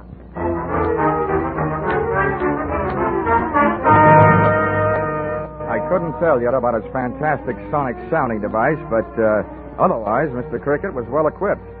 By ship-to-shore telephone, he ordered me a taxi, which I ordered to a corner near Roscoe Walton's Pacific Deep Sea Canning Company.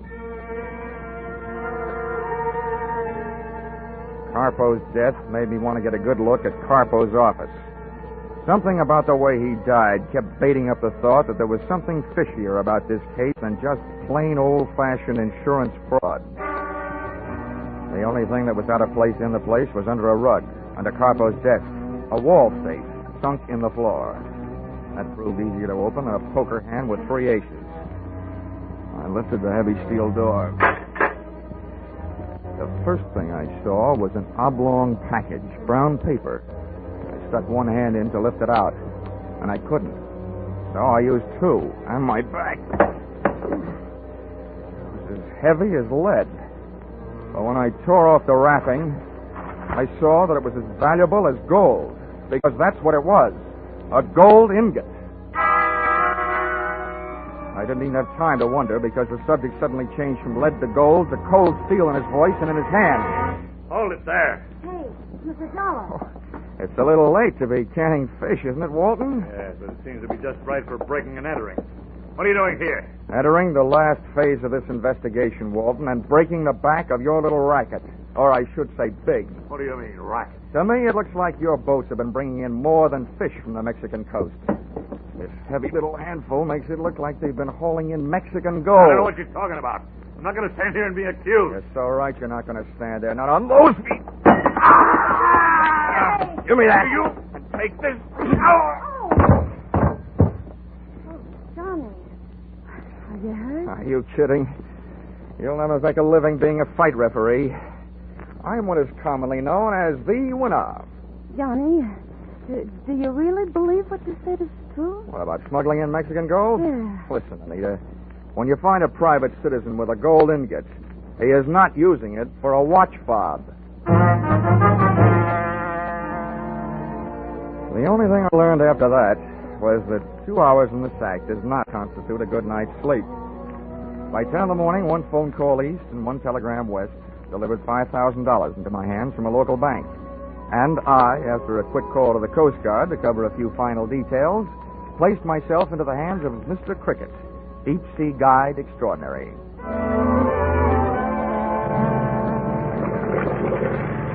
2 jolting hours later, our bucking bronco with a briny had us crashing to the swell somewhere off the island of San Clemente, which is somewhere some 60 miles off the coast of Southern California. Well, Dollar, my boy, enjoying the voyage?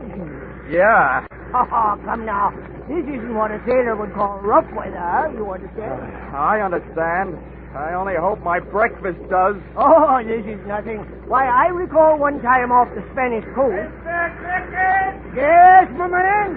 According to my reading, we're about there. Good. Reduce your RPM.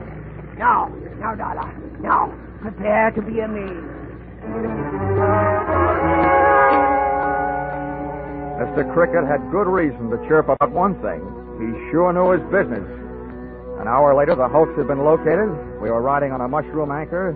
A diver had been put over the side and was tug-of-war topside by a cable on a winch. All right, careful now. Okay, clear the rail. Easy does it. Far away.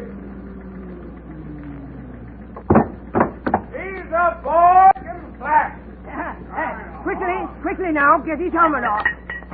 Now, Dollar, we shall see. For $5,000, I'm going to have to see. Well, Riley, what luck?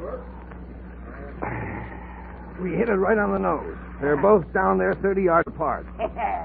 Well, Dollar, are you satisfied? Just about 90%, Mr. Cricket. Oh, and the 10%? Oh, look, it's this way, Mr. Cricket. If this case gets any place, I'll probably have to testify in court. So far, everything I've got is secondhand. That isn't worth much in court. I've got to see those boats. What? Well, good heavens, man. You mean you want to go over the side? I don't particularly want to, but it seems to be part of this job.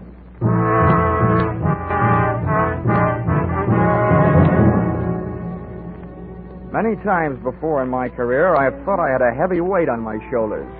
But that diver's helmet set the new record. And those lead shoes and that rubberized canvas suit didn't feel exactly zoot.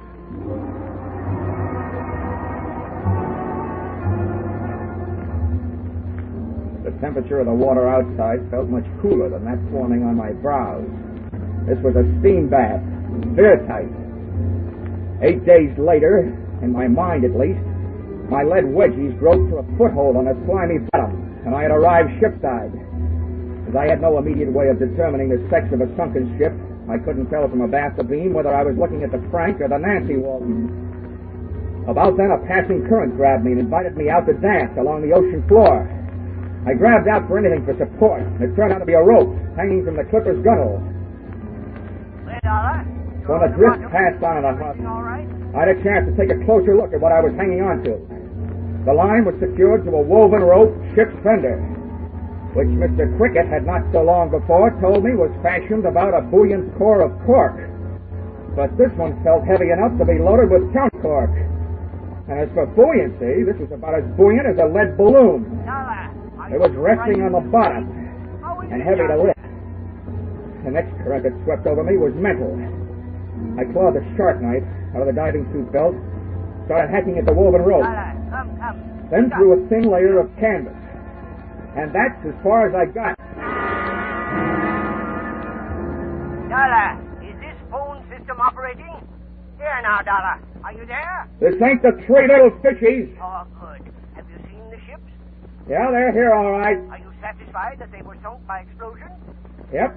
They're blasted in all directions. Then I have earned my $5,000, and I must bid you farewell. What? What are you talking about? Oh, you have been all but lost in a diving accident. Oh, yourself. What'll that get you? In disposing of you, sir, I am confident that as well as pocketing your $5,000, I will also do away with the meddling of the insurance company. You see, when my diver comes down to recover your unfortunate body, he will continue our search for the gold. Oh, well, I've got news for you, pal. You evidently didn't knock the hiding place out of Carpo before you killed him. But I was lucky. Not only have I already found that gold, I have stashed it. Here now, Dollar. You're bluffing. If you think so, turn off my air. So you do know about it. Dollar, tell me honestly, are you open to terms? Well, I'll think about it. Haul away!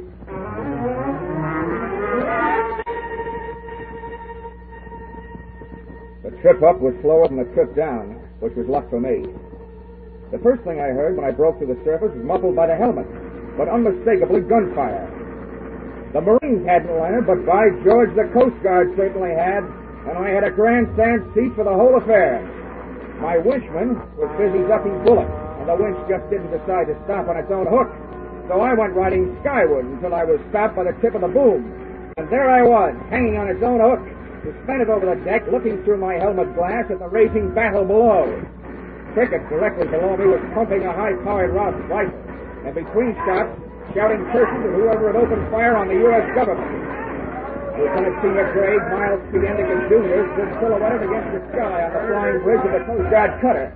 I looked down 20 feet between my dangling lead-weighted feet and saw Cricket taking careful aim in his direction. So once again I grabbed my razor-edged shark knife, stuck it under the copper rim of my breastplate, and ripped at the canvas, and bombs away! My weight did the rest! Ah!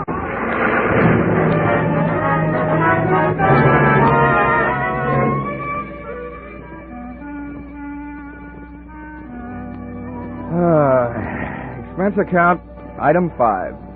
Cab fare to the San Pedro Police Headquarters where I made my statements and heard Mr. Crickett's. A badly damaged Mr. Cricket. Well, sir, during a short stay in Cleveland, it was brought to my attention that every city in the country was suffering an epidemic of small-time gold robberies. Dentist offices, pawn shops, and so forth. Such condition piqued my curiosity. As well as my love for money. And I studied the situation more closely.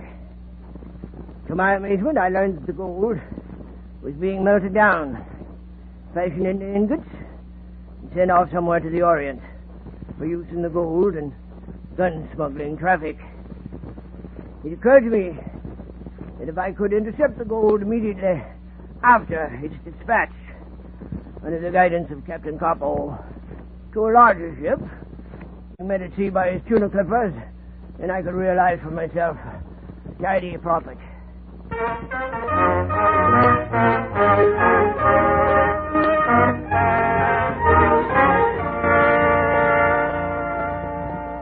Expense account, item 6. $7.50. A 5-pound box of chocolates for Miss Anita Varghese. Address, San Pedro Municipal Jail. It seems that the police sometimes classify a part-time girlfriend as an all-time accomplice. Expense account, item 7. Airfare, Los Angeles to Hartford, $176.87. And being Friday, what do you think they serve for dinner on the plane? What else? Tuna fish salad. Expense account total, $1,264.28. Yours, truly, Johnny Dollar.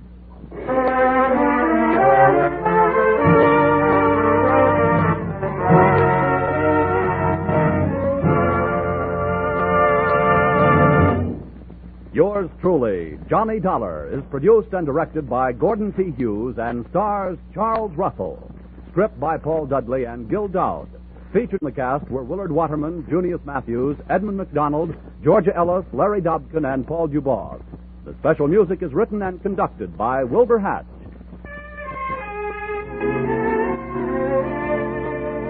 Be sure and be with us at this same time next week when another unusual expense account is handed in by yours truly, Johnny Dollar. Every fall, the ladies like to go out and get some new fall clothes. Well, CBS has gone out and gotten some new fall shows. One of the gayest of these new programs is The Red Skelton Show, which makes its bow over most of these same CBS stations this Sunday night. There's no one quite like Red Skelton, as you'll find out when you tune in tomorrow. The Red Skelton Show is a part of the CBS Great Sunday Night Laugh lineup. Don't miss it. Now stay tuned for Vaughn Monroe, who follows immediately over most of these same CBS stations. Paul Masterson speaking. This is CBS, the Columbia Broadcasting System.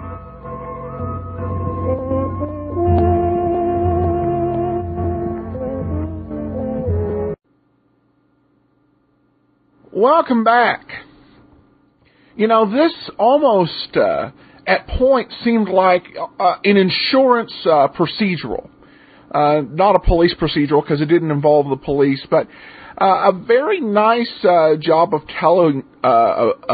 storytelling. And it reminded me of Dragnet at a few points.